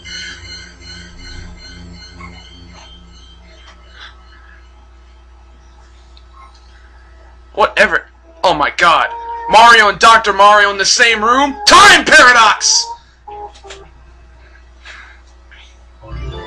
There we go. World 2. Oh man. You're just in time. You have to stop KFC from making more bloody buckets. You know, I had a bloody piece of chicken once. It was friggin' sick. Maybe there is something to this bloody bucket things after all. What the hell am I saying? Okay, here we go. Boom. You're dead. Oh, look, it's fryer oil.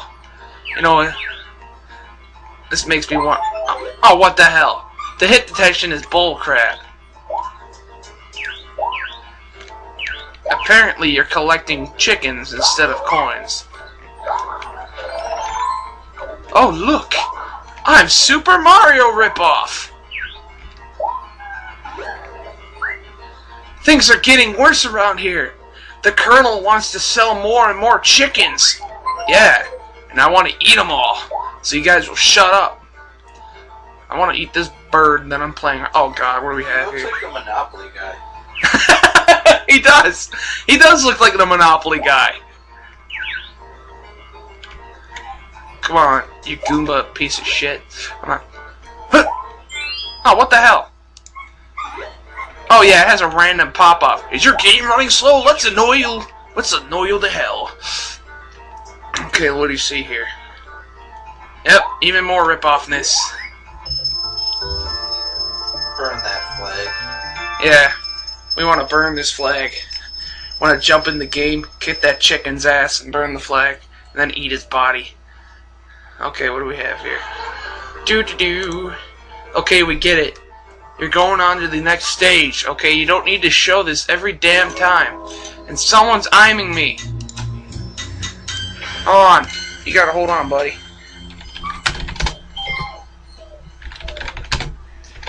There. Alright, see you later, Adam. See you later. Oh god, what's this? Mario's at a Peta convention. Oh god. You've got to be kidding me. Oh shit. He gets his ass kicked by Peta for stomping on turtles. So what? This game makes him look like the bad guy?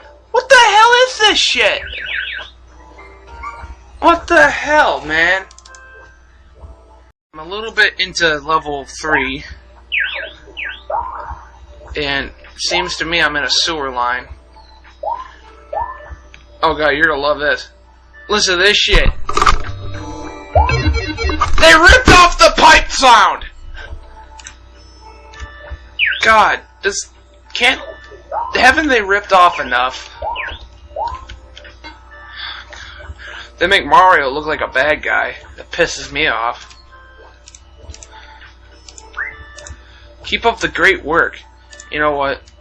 Why am I even bothering with this game? I hate Pam Anderson. I don't want her to be rescued. I want her to burn in hell. This game is so full of shit. I know there's some gonna be idiots like, oh, why are you playing it then? I want to show the world how much of a ripoff Peta is. Oh, did you hear that? I just heard the 1-up sound. Oh man, fuck this game. Oh god, what's this? It's Colonel Sanders! And he's pissed. He's back from the grave and he's pissed. This makes no sense. And all of a sudden, Princess Peach comes out, and nothing is explained here. She just pops out of nowhere. And then she's like, hey, who's the picture of that bitch you got there? And she just slaps Mario across the face. Man, Mario is getting his ass kicked in this game, and it pisses me off. I know he's a video game character, but come on! They're mocking Mario. I guess they think he's a bad guy or something. They're making him look like Steve Irwin when he was helping animals. So apparently all animals are good, and the humans are the bad guys. I mean, Peta has said that before. They said the animals, all people are Nazis. Man, they must hate themselves or something. And I don't get this. We went from a field to the inside of KFC, which looks like a big frickin' factory, to a sewer, and then all of a sudden we're in the middle of the goddamn jungle. What the hell is this?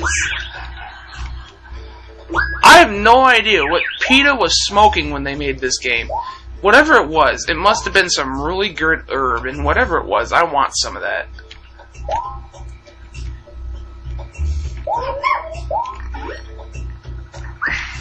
These chickens are crammed into spaces so small, they barely have movement. Shut up. Make it sound like the slaughterhouses are the devil. Man, I guess this game was made to make...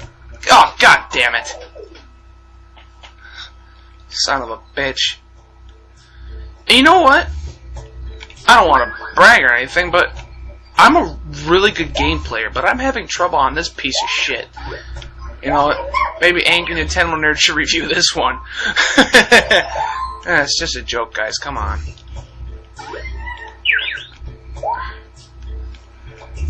Oh, come on! I made that frickin' ledge! Oh my god, come on. Come on, Shitet. Yes, I know her name's Chicket. I'm making fun of her name. because it sucks. Oh, Jesus on a pogo stick. Why am I even playing this goddamn game? This game is a spawn of Satan. Oh look, it's another bird with some false facts. The Colonel's dead, you dumb bitch. You see, that's what I hate about... That's one of the things I hate about Peta. They don't make fun of someone until after they're dead. Look at Steve Irwin. They wouldn't say shit about him when he was alive. Now that he's dead, oh, they're having a field day. Oh no, I better not make that. I better not jump because I won't make it. Look at that! God damn. God, I'm having more trouble than James did on his Castlevania 2 review. Yeah, I'm the master. Holy shit, I actually made it. Well, I'm at the 4th level. And somehow I made it from the sewer into the damn jungle. Isn't that crazy? Pretty good graphics. Are you kidding me? These graphics suck ass. Those trees. Oh wow. So leafy.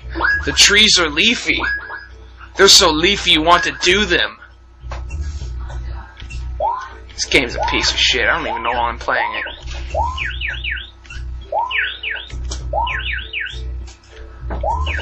Do. Some more rip-off madness. Okay. I better be careful because I only have 2 lives left thanks to the friggin' broken controls. This game reeks of rip-offness. And I just got hit by a friggin' Colonel Sanders spider. I can't believe this shit, man. Oh, damn. Yahoo! Won't you Yahoo your ass?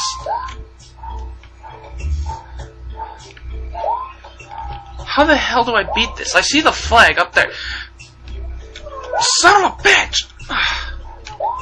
Oh, calm down, Al, you blood breaker blood vessel. Huh?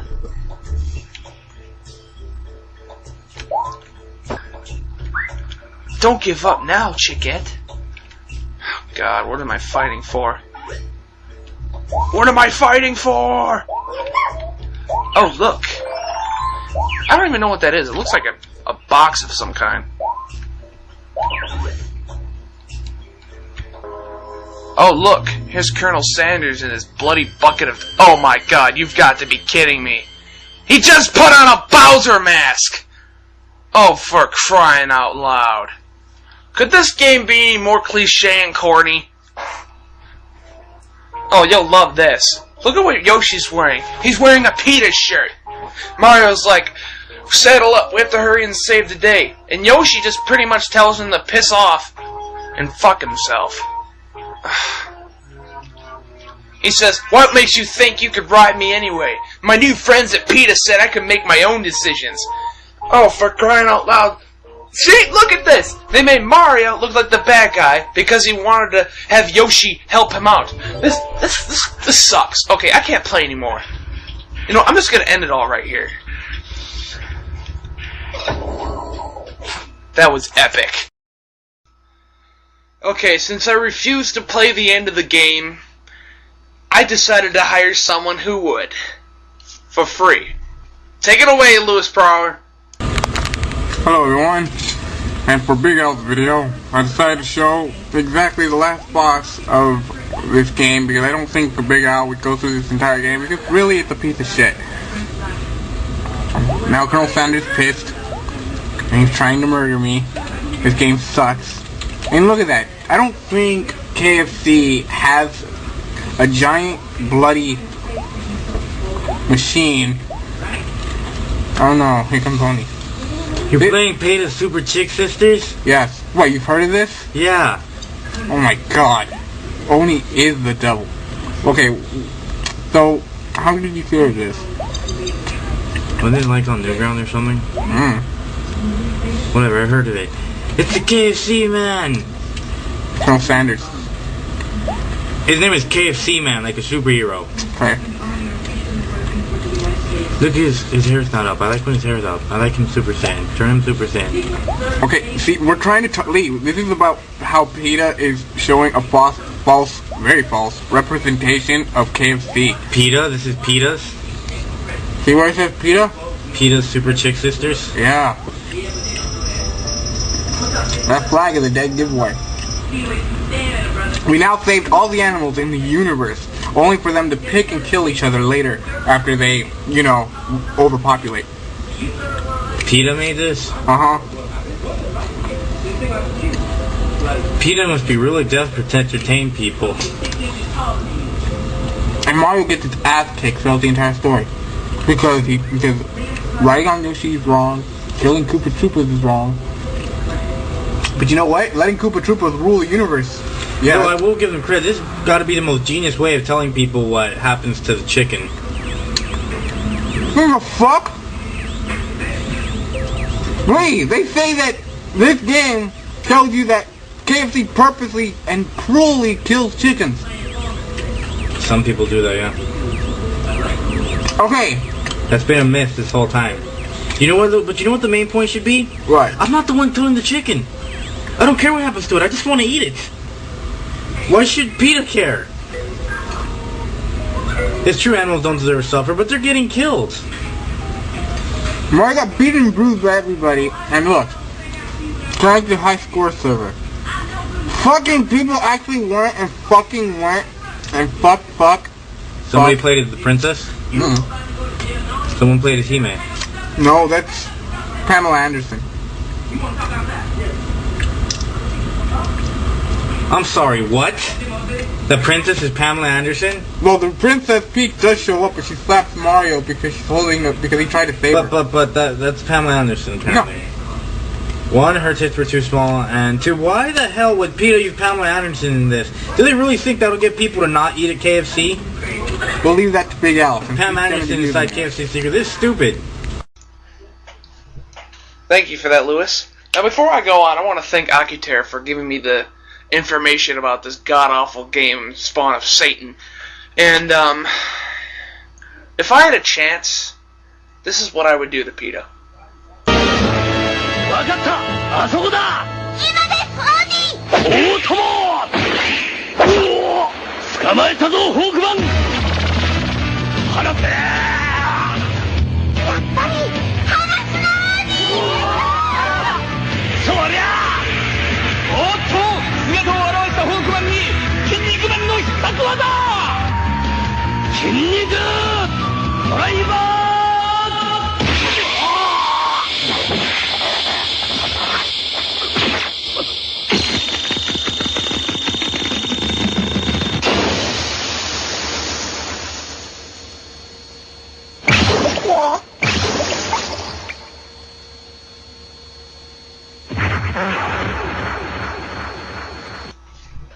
So, in conclusion, let's make one thing clear. I was looking on PETA after making the footage for what you saw, the PETA, Super Chick Sisters, and I found out that there's even more games that they made. They made Lobster Liberation. They made Make Fred Hurl. They made Furware, Tomato Toss. And this is on PetaKids.com. They're teaching kids that violence is okay. That it's okay to toss tomatoes at someone who wears fur. Okay? That's bullshit, okay? That's not good for kids. That's not healthy for kids. PETA's a bad influence, okay? Look, I'm fine with animal rights, okay? I'm going to be honest with you right now. I think PETA has a noble cause. They're just going out about it the wrong freaking way. There's no excuse for that, okay? And, just like, I'm sick of it, okay? I'm sick and tired of them exploiting kids and using them basically as an empty shell for all their bullshit to be filled in. Like, I played some of these games, okay, for, I guess, research or something, and it turns out that the tomato toss is where you actually toss tomatoes at people who wear fur, and that's not right, okay? And the Make Fred hurl, he hurls when you feed him milk products, insinuating that milk makes you sick. Just like their BS propaganda about how milk can cause cancer and milk can make you break out in zits and eating meat can make you break out in zits. Look, I'm living proof. Me and my entire family have eaten meat and drank milk for years and years, okay? So don't give me that bullshit about, oh, it only affects certain people. No, I'm talking about my whole entire family. Look, I've been eating meat for years and drinking milk. I would have broken out in zits by now, okay? You know what causes zits? Eating chocolate, because of all the chocolate oils in there. That's why I don't eat it that much. And plus it reinforces my unfortunate stereotype. And, what else is there? You know what? It's just, this game, I hope Nintendo sues them. I really hope I do, because they have not given credit to any of the original owners that I have seen in that game. There's no copyright of Nintendo or anything like that, so just go on and write Nintendo saying that there's that Peta, this organization, is using your characters without permission, and even if they did, they didn't even put copyright by Nintendo. That's bullshit, okay? If you're gonna use a copyrighted character, say that it is copyrighted, okay? And don't just use them willy-nilly. Even people on Newgrounds who make all these flash videos of Nintendo's mascot, but at least they have the decency to put the copyright on there. Now, I've ranted about pretty much everything there is to rant about as of now. But I've been trying to think, is there anything I haven't ranted about yet? Today we're going to talk about, you guessed it, Soccermoms. Hell, I talked about it enough, it's time to do a rant just about them. This so that there isn't any outside noise. Now, as you may have guessed, I can't stand Soccermoms. I despise them. They blame everything but themselves. I mean, their kid grows up to be violent. Who do they blame? Video games. Video games, satanic music, and pretty much everything that doesn't have to do with them. Soccermoms are the reason why you can't punish your kids anymore, because it's child abuse. Soccermoms are the reason why kids have to wear those stupid neon knee pads and shit. It's like, how about those knee pads? Remember back in the 80s and beyond, where you didn't need to have, because you didn't have to wear knee pads because no kids back then were pussies? Now today, they're being raised to be total wusses. You want to know why your kids are getting injured? Not because they're falling off their bikes, but because they're getting their asses kicked by bullies for wearing neon pads. I mean, every time I see a kid with his training wheels, wearing a bright neon sparkle red helmet, with elbow pads and armbands and knee pads, and hell, I even think they came out with ass pads. I feel sorry for that kid, because once he gets to school on his bike, he's gonna get an ass kicking. Here's something that probably doesn't surprise a lot of people, but a majority of the soccer moms out there, now, in case you're confused, here's what I classify as a soccer mom. Of course, you know, the distinguishing characteristics are a big-ass van to hold all their kids to go to the sports arenas and the little soccer games and other sports games. And there's also stage moms who treat their kid like they're royalty when they're actually not. They're just stuck-up little shits. And who get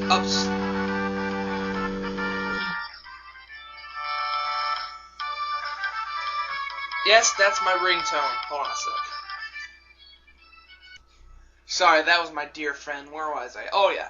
Anyway, what I was saying is, soccer moms, I classify as, anyways, are overprotective parents, moms, who want to protect their precious little peckerhead so much that they piss off everyone in the process. And they don't take responsibility for the kids' actions. because they blame everything else. I'll give you a great example. Remember Married with Children?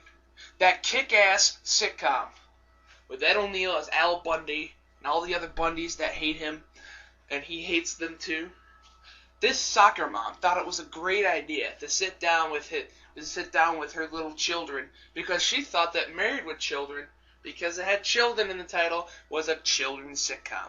But no, she just happened to watch an episode where all the women in the show talk about their periods. So she called Fox and demanded that they take off the station because the children of the world would get scarred for life. Get this, bitch. If you don't like it, don't watch it. God, I can't stress that enough. Here's another thing that soccer moms despise. Violent video games. You know, they want violent video games to be taken off the shelves because little Timmy's gonna get their hands on it, even though it's their fault in the first place, and get scarred for life. Look. Then the soccer mom blamed video. They had a war cry because of Jack fucking Thompson.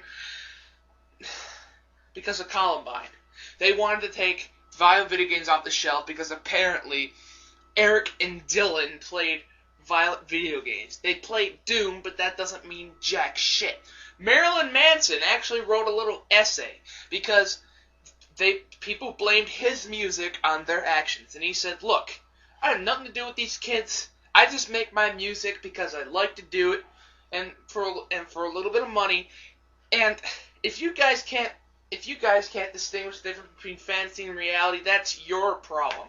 Quit blaming the world's problems on video games, music, and other media besides yourself. As I was saying earlier, a large majority of these soccer moms are Bible bashers. These are parents who are, most soccer moms are so religious.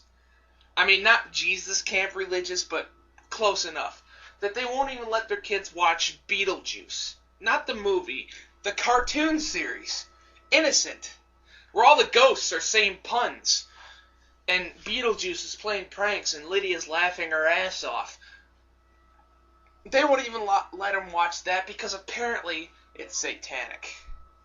You know what, I'm just going to get off topic for a second. Apparently, if something is not remotely related to God or the Bible, and sometimes it's scientific related, it's satanic.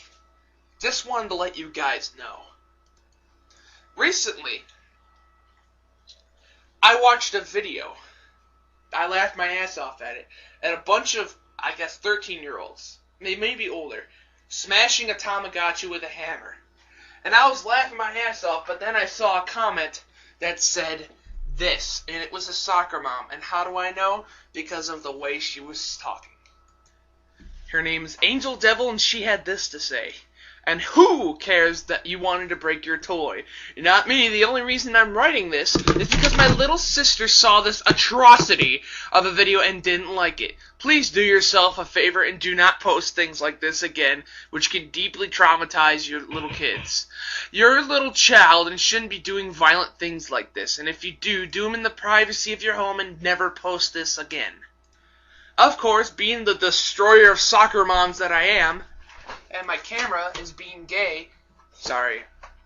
That was a slip up. My camera's being stupid. I'm sorry. I decided to reply with this. Hey, you frickin' moron. Why did you let your little sister watch this in the first place? It's a frickin' toy. Tell your little sister to grow up and stop being a little bitch. Or better yet, stop watching these types of videos and maybe she'll stop watching them with you. She also replied again. And as a last note, I can't believe little kids like you, yes, she's referring to us as little kids, are doing aggressive and sadistic things like this. No wonder America is how it is today with teenagers killing, committing violent acts. It seems to me that you're already starting that path, and how unfortunate for you and your parents, who probably don't know how to raise normal children. I replied again. Here's what I say. And I suppose Cho's son Hugh committed the acts at VTech because he dismembered Tamagotchis? Get some logic in your head, you frickin' soccer mom. The only reason America is screwed up is because of people like you, who think that everything, including Super Mario Brothers, is the devil. I'm 19, and I've been playing Mortal Kombat since I was 5. I never killed jack shit. Why? Because unlike you, I was taught the difference between reality and fantasy. Welcome to my continuing rant of soccer moms. What to talk about next? Let's see. Oh yeah. Soccer moms are the main reason why anime is censored. Why am I talking about this? Let me tell you why. You know why Dragon Ball Z has all those scenes cut out? Or why Dragon Ball has all those scenes cut out? Because it was supposed to be, when they brought it over here, marketed toward kids. Bad idea. You can't turn an anime with shitloads of blood and heads getting blown off into a kid's show. So what do? They do the next best thing.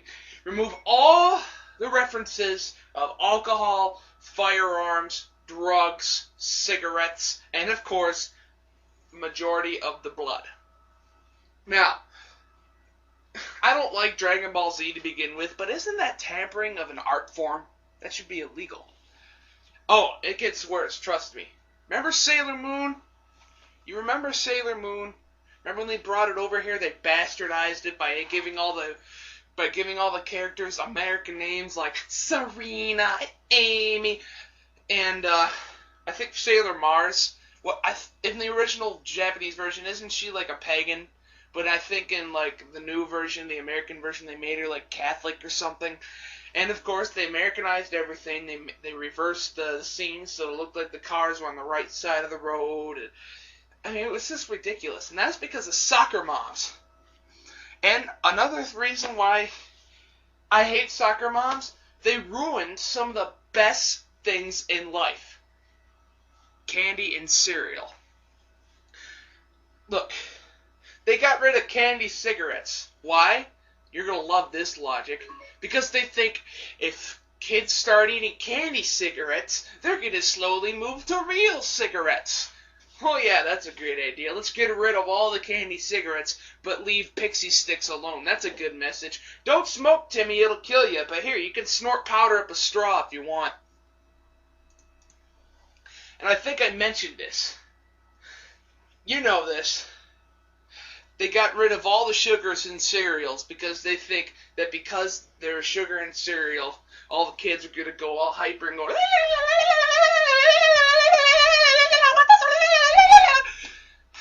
But in actuality, it's the parents' damn fault that they bought them the cereal in the first place. Oh, noes! There's sugar in cereal. Let's get rid of it because we're lazy asses and can't control our kids. It's ridiculous.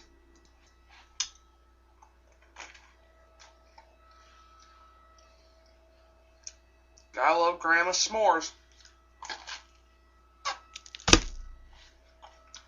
So anyway. Not even movies based on old children's cartoons are safe. Transformers came out, and I went to go see it. And to tell you the truth, I didn't have high hopes for this at all, because after watching Spider-Man 3, I lost all hope for superhero movies from then on. But I was blown away by it. It was awesome. But one person got really upset by it. And guess what? It's a soccer mom. Here's what she said. Yes, she typed this on the internet. Let me start by saying I'm not a prude, whatever that is. And I grew up watching Porky's and Cheech and Chong movies as a kid, which I have no problem with my kids watching because I can put it into the context. However, those movies weren't meant to be what they were.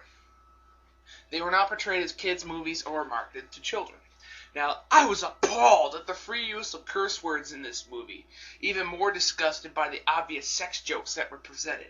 This is a movie that has bi-model audience, adults between 25 and 44 and their children. The idea is to bring those who were kids when the cartoon was famous to the theater, and for them to bring their kids to see it. She's got a point there, but she loses it. Now, the context of this movie is to be cute and funny, while having some fun action scenes in order to appeal to today's children. Get this, it's not supposed to be cute and funny. because then it would suck. Let's move on. There's no reason whatsoever to have characters running around rubble screaming, beep this, beep, beep, beep, beep, other characters saying beep, beep, beep. Listen, bitch, I watched the movie. Obviously you didn't, because they weren't saying swear words frequently as you say it. The only bad swear words I heard were like, shit and damn. That's it. And Jazz coming out of nowhere saying, what's up, bitches? And get this. And the worst part of it all was the mom asking the boy if he was masturbating.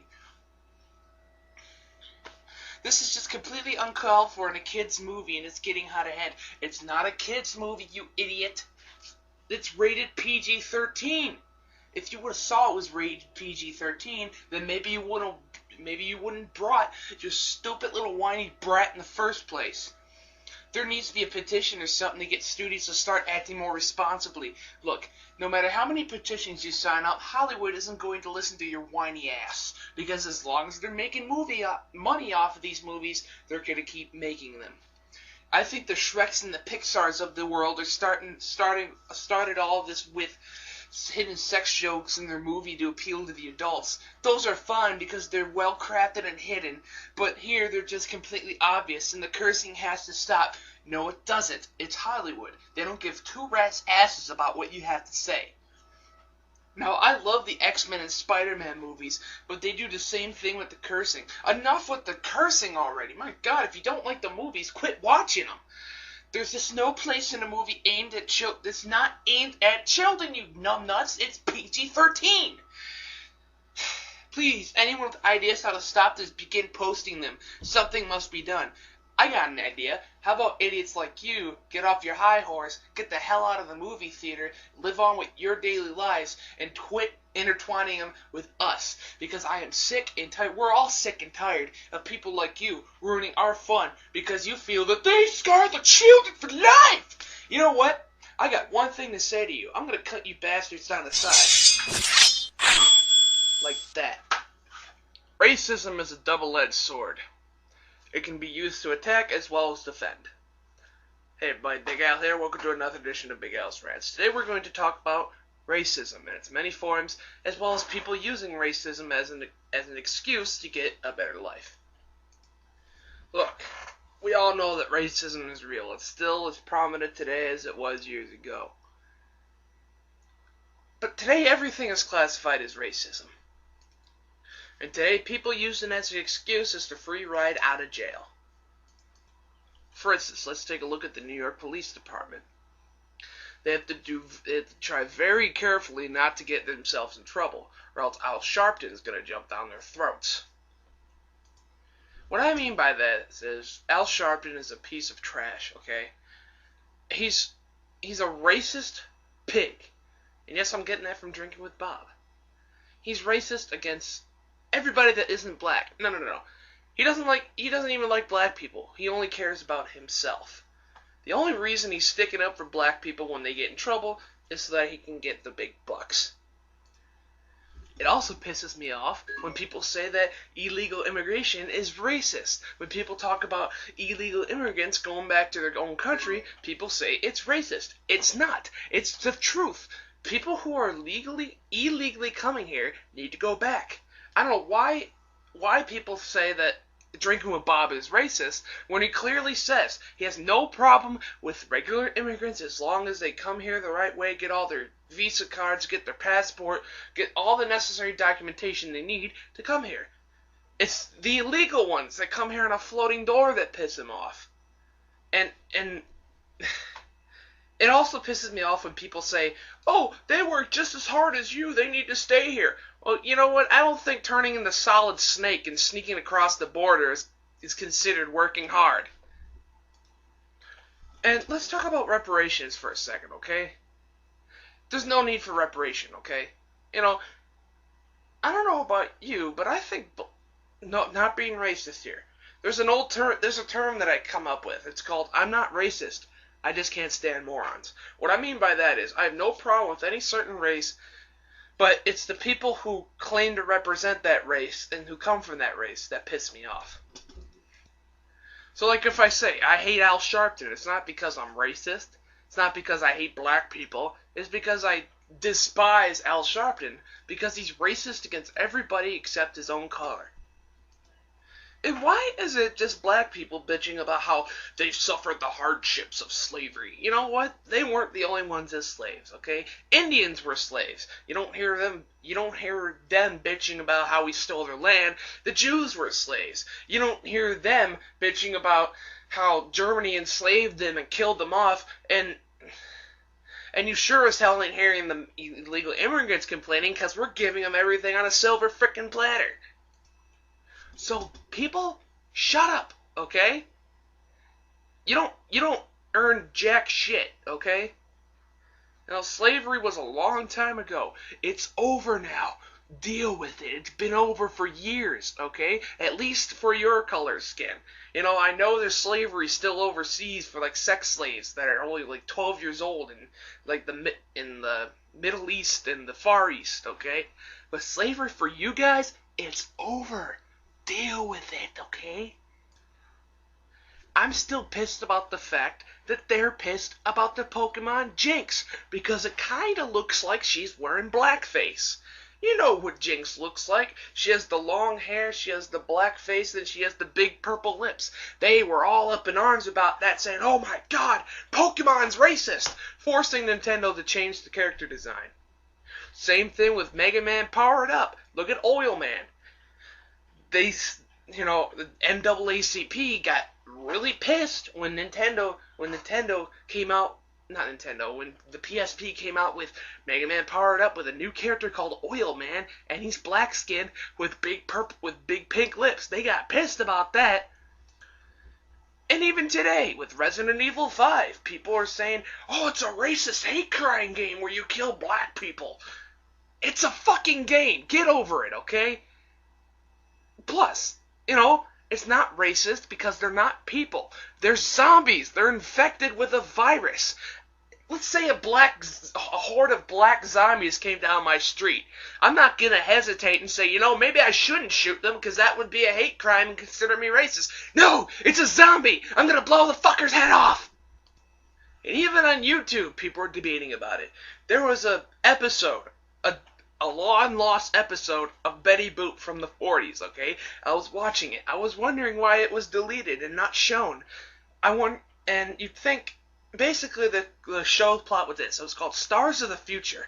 Betty Boop was showing all these little babies from different nationalities that were having all these special abilities. And, guess who just happened to show up on stage? 3 black babies who look like stereotypical black people back in the cartoons in the 40s, okay? They were totally black, they had nappy hair, they had big-ass lips, and all their diapers were chained in with one giant bobby pin, to represent, I guess, some chains or something. And the backdrop for this little thing that they were going to do was a cotton field. And guess what they were called? The Colorful Three. And then I guess they were dancing, and then they accidentally knocked each other's heads, and they were singing slave songs like "Heidi-hi, Heidi-ho" as they were crying. Okay.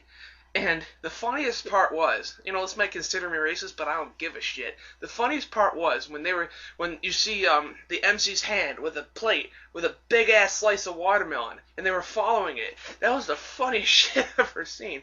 And you look in the audience, there's a stereotypical big black mama with her moo-moo and her hair tied back with a bobby pin and her big ass lips. And people were like, oh my god, I know why this is banned now, because of the stereotypical look. No, it wasn't banned because of that. Here's why it was banned. This is the 40s. Think about the morals back then, okay? Segregation. The reason why it was banned is not because of the stereotypical view of black people in that show. They were fine with that. But because a black woman was sitting with a white audience in the cartoon, that wasn't allowed. And people were like, oh my god, this is so racist, and think of it. They're only crying out. They've got to be, the people watching and bitching about how the black people are portrayed have got to be the most ignorant people I've ever seen. Because meanwhile, you see a Japanese baby with his hair like like Ramen Man from Ultimate Muscle, and he's shooting things, but a Jack-in-the-Box pops out and he runs away. Then you see a bunch of Latin American babies who are awesome at music, and the girl babies are not wearing any shirts, and they have the little skirts on, and then at the end they show them all being fed by this one milk machine, which basically making fun of women. If the only thing you're offended at is the fact that the black people look like monkeys, then there's something freaking wrong with you. I'll show a link to that Betty Boop so you can see exactly what I mean. You can read some of the comics. They're the funniest shit I've ever seen. So anyway, that's my thing about racism. I don't condone it at all. I'm just tired of people crying racism when there's no reason to be crying it out. I've seen many disturbing things in my time. I've seen Faces of Death. I've seen Goatsy. Lemon Party. I've seen The Passion of the Christ. But none of that will compare to Jesus Camp. Jesus Camp is a documentary about an evangelical Christian camp located outside Devil's Lake, North Dakota. How fucking ironic. It follows not only the camp, but interviews with certain children who attend the camp. Their names are Levi, Tori, and Rachel. They're all very young they're all very young, and despite their youth, are very devout and charismatic evangelical Christians. What I'm going to do for this rant is I'm going to show you pictures, I'm going to show you videos from the documentary, and put my commentary toward them. Let me warn you right now, some of the crap I'm going to show you is pretty shocking and disturbing. Becky Fisher is the woman that runs the Christian camp. She's a reverend. I like to use the term brainwasher of children. She brainwashes these kids into thinking that it's okay to hate other people with other religions, and that science hasn't proved anything, and that evolution is the work of the devil, and that creationism is the only alternative to science. Let's take a look at some of the clips of her BS. Is there anyone in here that believes that God can do anything? This is my favorite part. See that? He wouldn't raise his hand, so his mom had to do it for him.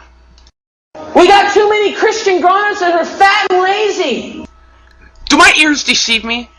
Maybe. Let's play that again. We got too many Christian grown-ups that are fat and lazy. Did that fat pig criticize other people for being fat pigs? Hypocrite! All right, now I want everyone to raise your hands, and we're going to pray in tongues. Hallelujah. Let's do it. Oh, we love you, Jesus. So kohora shada kahala busida. Lora shada kahala busida. Holy Spirit, fall. He's here. Feel his power. Oh, that's not creepy at all. It's just good old wholesome family fun. I can go into a playground of kids that don't know anything about Christianity, lead them to the Lord in a matter of just no time at all, and just moments later they can be seeing visions and hearing the voice of God because they're so open. They are so usable in Christianity. You want to know why they're so usable in Christianity? They're so young, they're easy to brainwash. That's what happened with the Nazis. I want to see young people who are as committed to the cause of Jesus Christ as the young people are to the cause of Islam. I want to see them as radically laying down their lives for the gospel as they are over in Pakistan and in Israel and Palestine and all those different places, you know, because we have, excuse me, but we have the... And the truth is, you are a frickin' psycho. You know what's funny? Moments ago, she just said it's bad that the people in Islam are teaching kids to use grenades and put on bomb belts to lay their lives down for Allah. Yeah, here she is saying that she wants her kids to do the same thing, only instead of the name of Allah in Islam, it'll be the name of Jesus. She says that we have the truth. You know what the truth is? You give a bad name to Christianity everywhere. She says, excuse me, will we have the truth? Well, dumb bitch, everyone thinks they have the truth. Every religion thinks they have the truth. When your role models of what you do are Islamic terrorists, there's something seriously wrong going on here. She says that she can meet kids at a playground. Seconds later, they're seeing visions. Could that be the fragile mind of innocence that you were breaking and the gullibility of children that you were exploiting? Amazing how she can be a children's minister and not know the first damn thing about kids. But sin is designed to destroy you. And you feed this baby long enough, and he's going to grow in your life until you got yourself a tiger by the tail. That's a lion, you dumb twat! Say something about Harry Potter.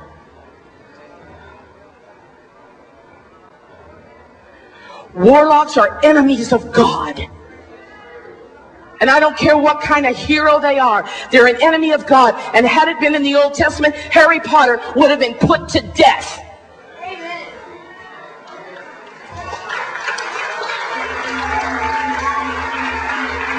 You don't make heroes out of warlocks.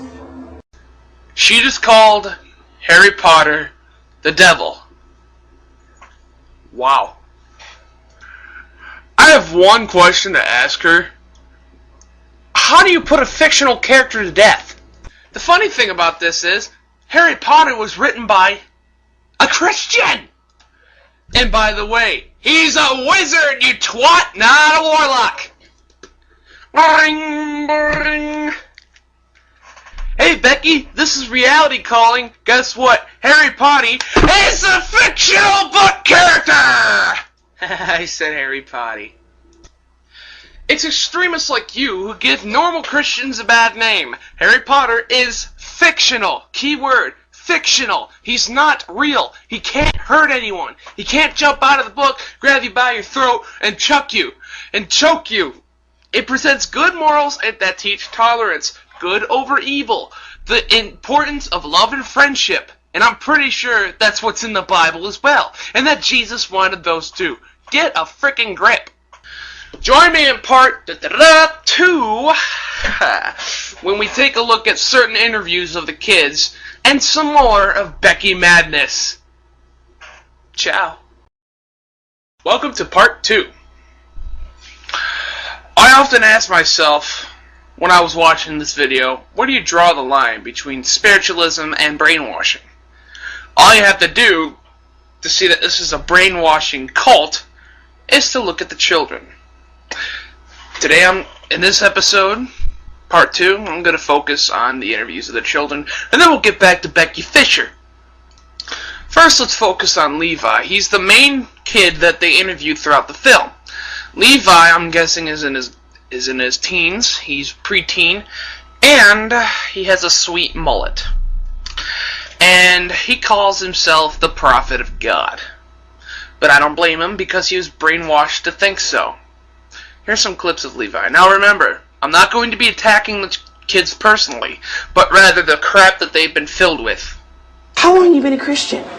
I've been a Christian, I was at 5, I got saved. Yeah? Because I just wanted more of life. Yeah? At age 5, you got saved because you wanted more in life. This is coming from a 5-year-old. He's too young to be thinking these thoughts.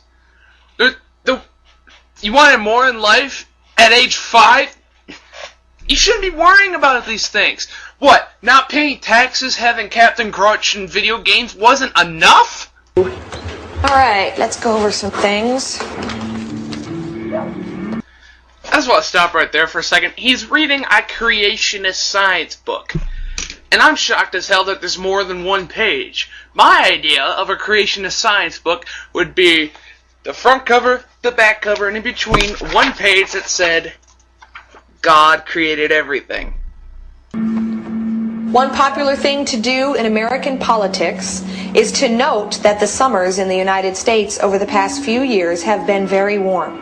As a result, global warming must be real. What's wrong with this reasoning? It's only gone up 0.6 degrees. Yeah, it's not really a big problem, is it? This is the only part of the movie where I agree with these fanatics. Global warming isn't a big deal. It's a scam. It's used to take your money. But then again, so is the church. Not all churches, by the way. Just, like, a lot. Okay, what you're going to hear is a pure example of brainwashing. Now, this is Levi's mom. Not a counselor, not a teacher. His mom doing this shit to him. See if you can point out the brainwashing. What if you had to go to a school where the teacher said creationism is stupid, and you're stupid if you believe in it? I think they should. Well, or what if you had to go to a school where your teacher said evolution is stupid, and you're stupid if you believe in it? I wouldn't mind that. You wouldn't mind it. If you look at creationism, you realize it's the only possible answer to all the questions. That's exactly what Dad said. It's the only possible answer to all the questions. I honestly have no comment to that except for this. I've never been to a school where the teachers say you're stupid if you believe in creationism, or if you're stupid if you believe in evolution. Did you get to the part on here where it says that science doesn't prove anything? What? What? Science has never proved anything. Well, I guess that means that we walk not because of locomotion, but because God's behind us, because He's grabbing each and every one of our heels and moving it for us.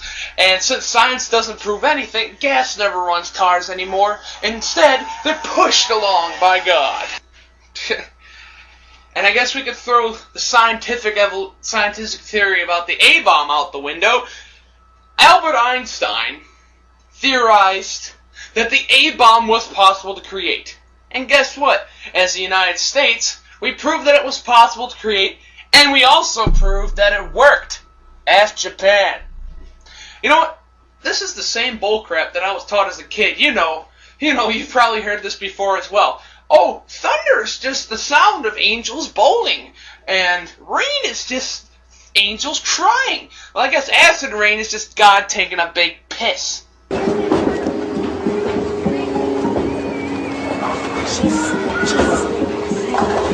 Your spirit will help me to make this one a good one. God, command you, in the name of Jesus, make a good hit. Alright, Rachel! In case you missed it, they're teaching her that it's okay to pray to a bowling ball to give her a strike. And guess what? She's praying to Jesus to give her a strike. And she doesn't. She gets a gutter ball, which is funny as hell, because it proves one of two things. One, either God doesn't exist, or that Jesus has more important things to worry about than a little girl's bowling game. Right after that scene, she visits a young lady and gives her a brochure and starts talking in a way that makes God sound like a child molester. Hi.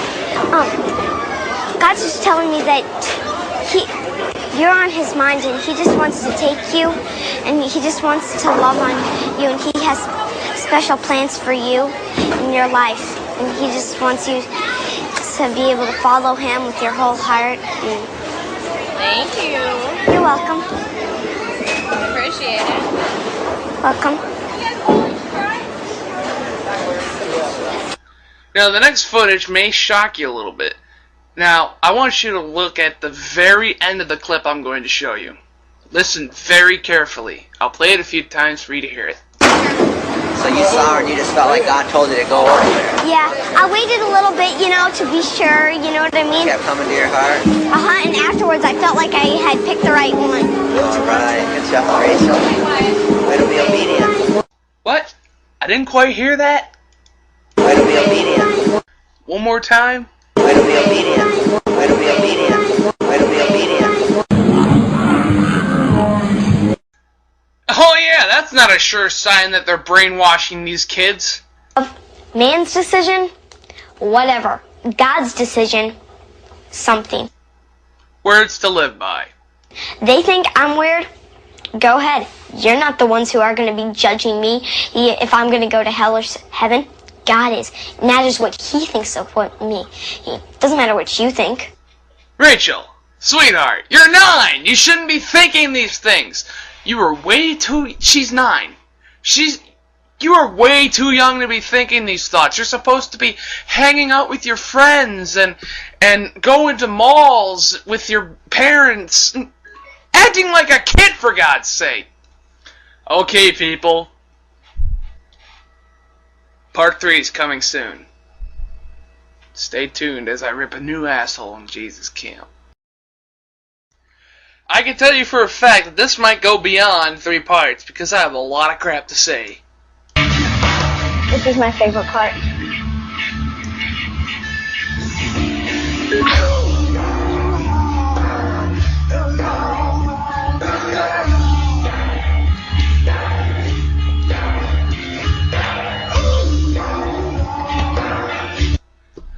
Okay, what the hell is she doing? She's like breakdancing the rock. You don't do that!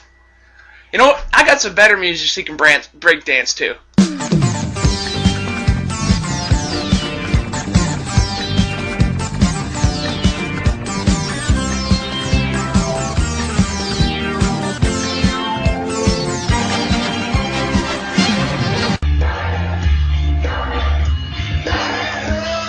My favorite kind of music is like Christian heavy metal, rock and roll. Christian heavy metal rock and roll. Isn't that an oxymoron? When I dance, I really have to make sure that that's God, because people will notice when I'm just dancing for the flesh, and I do that sometimes, and I must admit that I really need to get over that. So I'm not the only one who makes that. People out there, and you're not the only one who makes that mistake. When I dance, I have to make sure I'm dancing for God because people will notice if I'm dancing for the flesh? Why can't the kid dance for fun instead of for the invisible man in the sky? And besides, what the hell does she know about dancing for the flesh? She's 10! Besides, every dancing is dancing for the flesh. Why do you think guys go to nightclubs to dance? So they can get some tail. I dance for fun, but most guys do it for tail. And I love how she says, I don't like dancing for the flesh, but look at her. One look and every pedophile in America would be creaming themselves. She's dressed in a sleeveless shirt. She's wearing nothing but short shorts and tights. Christian, will you stand up, please? Okay.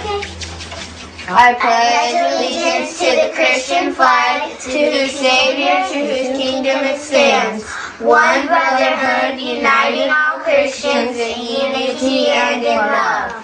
Okay. Christian Pledge of Allegiance. Did you see that dog in the end? It's hard not to think that the dog has the highest IQ in the entire family when he rolls his eyes in disgust. Where are you going? I just have to stand out in the rain. Okay, you stood out in the rain. I didn't get wet yet. Well, I don't want you to get soaking wet.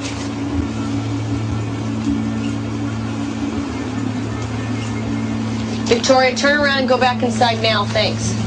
I want to smack that woman right in the face and tell her, let your kid be a kid. Let her stand out in the rain and get wet. That's what kids do. I got in the rain and get wet, and if I got sick, that was my own damn fault. I love standing in the rain. It's fun. I love getting wet. Telling her to get inside the house and not standing in the rain is like telling her not to look at clouds or don't go on a nature walk. It's ridiculous. You see what these kids go through? They're not allowed to make their own decisions. They're not allowed to be kids. Let's just walk in among the pews and stuff and just pray over the seats. Yeah, in the name of Jesus, we just speak over every person that's sitting in these chairs this week. And Lord, we just ask to be covered with the blood of Jesus. Open hearts, Lord, open hearts. Father, we pray over the electrical systems. We pray over the electricity will not go out in this building in Jesus' name because of storms or any other reason. Now I just pray over this equipment. We speak over the PowerPoint presentations, all of the video projectors. And we say, devil, we know what you love to do in meetings like this. And we say, you will not, in Jesus' name, you will not prevent this message from going out. Well, gee golly whiz, how idiotic of me. That's why my cam got busted. Because I didn't pray to God enough to make it so that it wouldn't malfunction. Damn you, devil. I sense in my heart tonight what I heard the Lord say is that there's some kids here that say they're Christians, that go to church all the time, but you're one thing when you're at church and you're another thing when you're at school with your friends. You're a phony and a hypocrite. So basically what she's saying is, if you hang out with your friends, you're an enemy of God. Now this next bit actually tore at my heartstrings a little bit, because the kid I'm going to show you cries every time you see him in Jesus camp, weeping for salvation. You want to know why? Because he thinks it's wrong to have questions about God. I haven't got much to say. I just wanted to talk about belief in God, and I've had a hard time doing it. And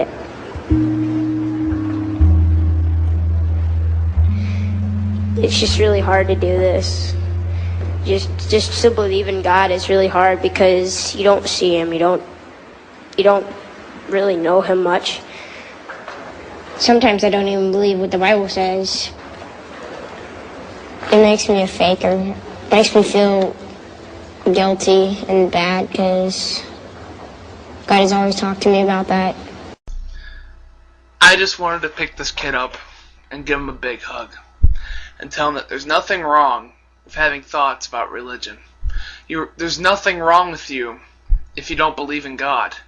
There's nothing wrong with having different thoughts about religion. It does not make you a faker. It does not make you a hypocrite. It makes you a person. It makes you a person to have thoughts about these kind of things.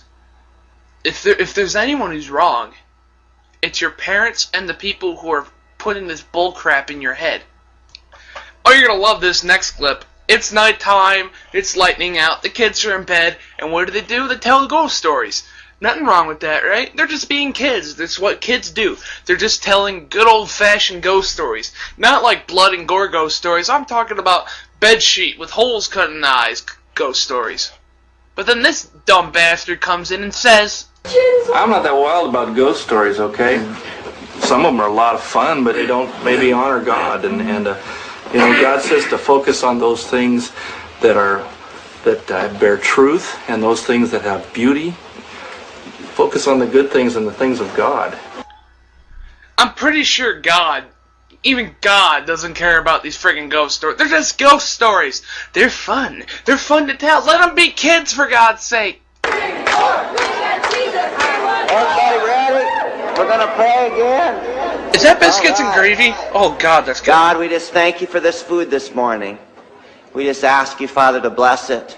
And Lord Jesus, we plead your blood over our sins and the sins of our nation. God, end abortion. Where the hell did that come from? Talking about abortion at breakfast. And they're eating eggs. The irony! Press in, kids. Press in. Unlike McDonald's, this is not about how fast you can go through the drive-thru. You want something to God, you're going to have to cook a little. She's loving it. Sorry, I like to throw rocks. Same here, my friend. Same here. Whenever I run into a non-Christian or something, you know, I always, you know, there's always something that doesn't seem right. There's always something that makes my spirit feel yucky, you know. They're being taught that atheists and people of other religions are bad people, and that if you hang around with them, your spirit's going to feel yucky and God's not going to accept you. There's nothing wrong with having a different religion or no religion. There's nothing wrong. Religion should not determine the quality of your character. If you're an atheist, why the hell would I care? If you're a good person, you're a good person. That's as simple as that. I'm not going to judge you for what kind of religion you have. I have many friends that I talk to on AIM that are atheists. They're some of the greatest people I've ever talked to on this world. It's like giving out candy, but I don't want candy, I want the meat. The Holy Spirit is like the meat. Good food, you know, food that you need and stuff, that's good. But then candy will just make you sick. Oh shit! I'm gonna go to hell because I eat candy. Well, that's the end of part 3. Is there gonna be a part 4? You bet your sweet ass it is. I haven't even touched the surface.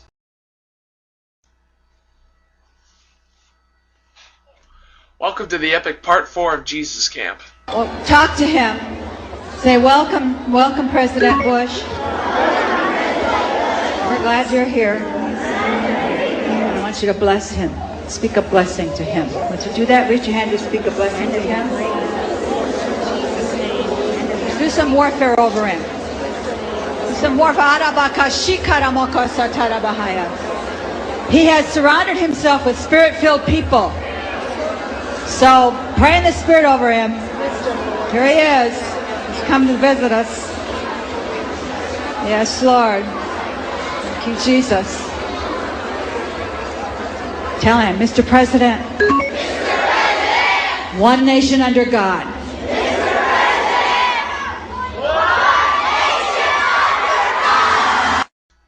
There's a lot of controversy surrounding this scene in the entire movie. A lot of people say, they're just being taught about leadership, and they're just blessing him and praying for him, and you know what? I call it as I see it. That's frickin' idol worship. And it's very reminiscent of Nazi Germany, I might add. Yeah. Are you ready? We got some good surprises for you tonight, alright? Hey, I want everybody sitting down here as well and smiling. Yeah, sit down with smiley faces, because you're going to be crying your eyes out later on. God wrote a book about your life, and he wrote Levi.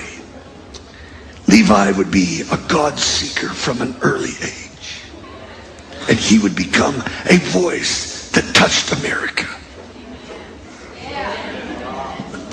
And he would not sell out in his teenage years. He would go for God all those days, and he'd be a man of prayer. And in his 20s, he'd begin to shake things real strong for God in the nation. God's Dream, the novel of Levi's life. Signed God. What do you think of that? That's pretty cool. Pretty cool, huh? I feel sorry for Levi that he's getting his life planned out by some random douchebag. When he does reach his 20s and he doesn't reach his expectations, he's going to feel real bad for himself. Tonight, I believe something is going to start tonight that can change America. Seriously. Kids, I believe that you are the beginnings of a movement that can raise up a moral outcry that can overthrow abortion. Why are these kids being taught about abortion? They're too freaking young. Why are these kids being taught about abortion? They don't know a damn thing about sex or rape. The pain of sex or rape. All they're being taught is the bullcrap that's being spewed out of this asshole's mouth. Oh, but it gets worse. Trust me, it gets worse. God, end abortion and send revival to America. Life, life, we command life, Lord, in the name of Jesus.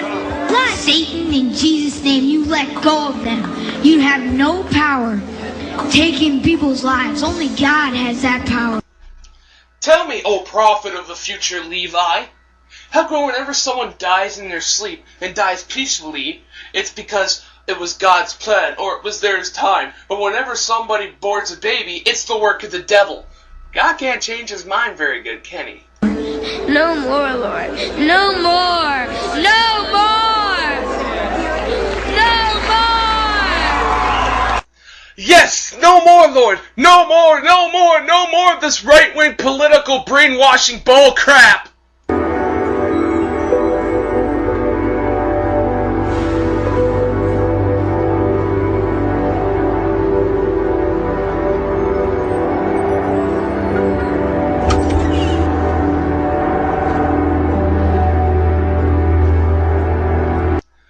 They have red tape over their mouths that say life. It's supposed to symbolize that they don't want abortion. They want, well, life.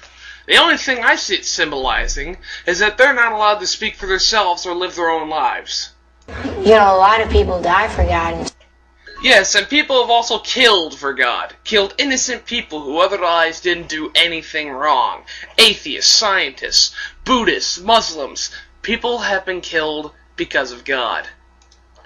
And nowadays, when someone murders someone, they also blame God. And they're not even afraid.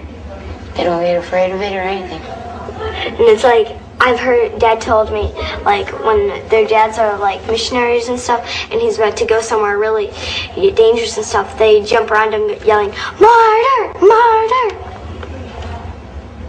It's really cool. That's fucked up. Some extreme liberals, they have to look at this and start shaking in their boots. Well, no shit, Becky. You're turning them into violent, religious, intolerant thugs. I believe those kids made an impact in heaven.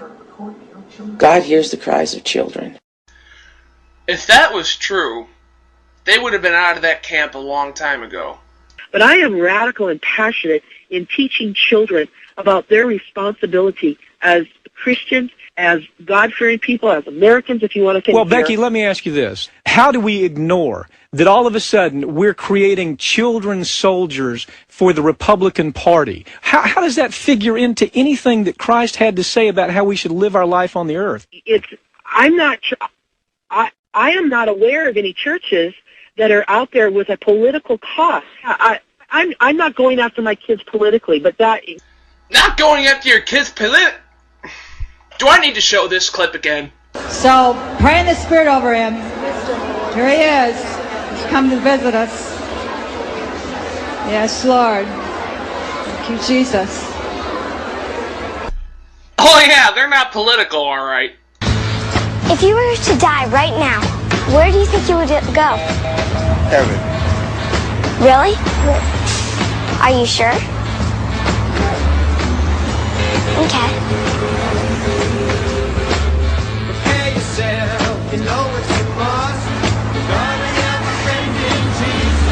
I think they were Muslim. He was Muslim? Oh yes, because apparently all black people are Muslim. So not only are they intolerant of other religions, they're intolerant of people with different skin colors. Do you think people actually think we're trying to, like, sell something? Whew. Well, that's it. After all the things I've said in all the 3 parts, do I have anything left to say? Well, yeah. There's been talk that they're going to do a follow-up 12 years later to see if these kids are on the same road that they were when they were kids. I say that sadly, yes they are. The only difference is they're going to be wearing bomb belts and blowing shit up for Jesus. Some of them will probably be in jail for murdering their parents because God told them to. Jesus Camp makes this scene from a particular game look like Hello Kitty.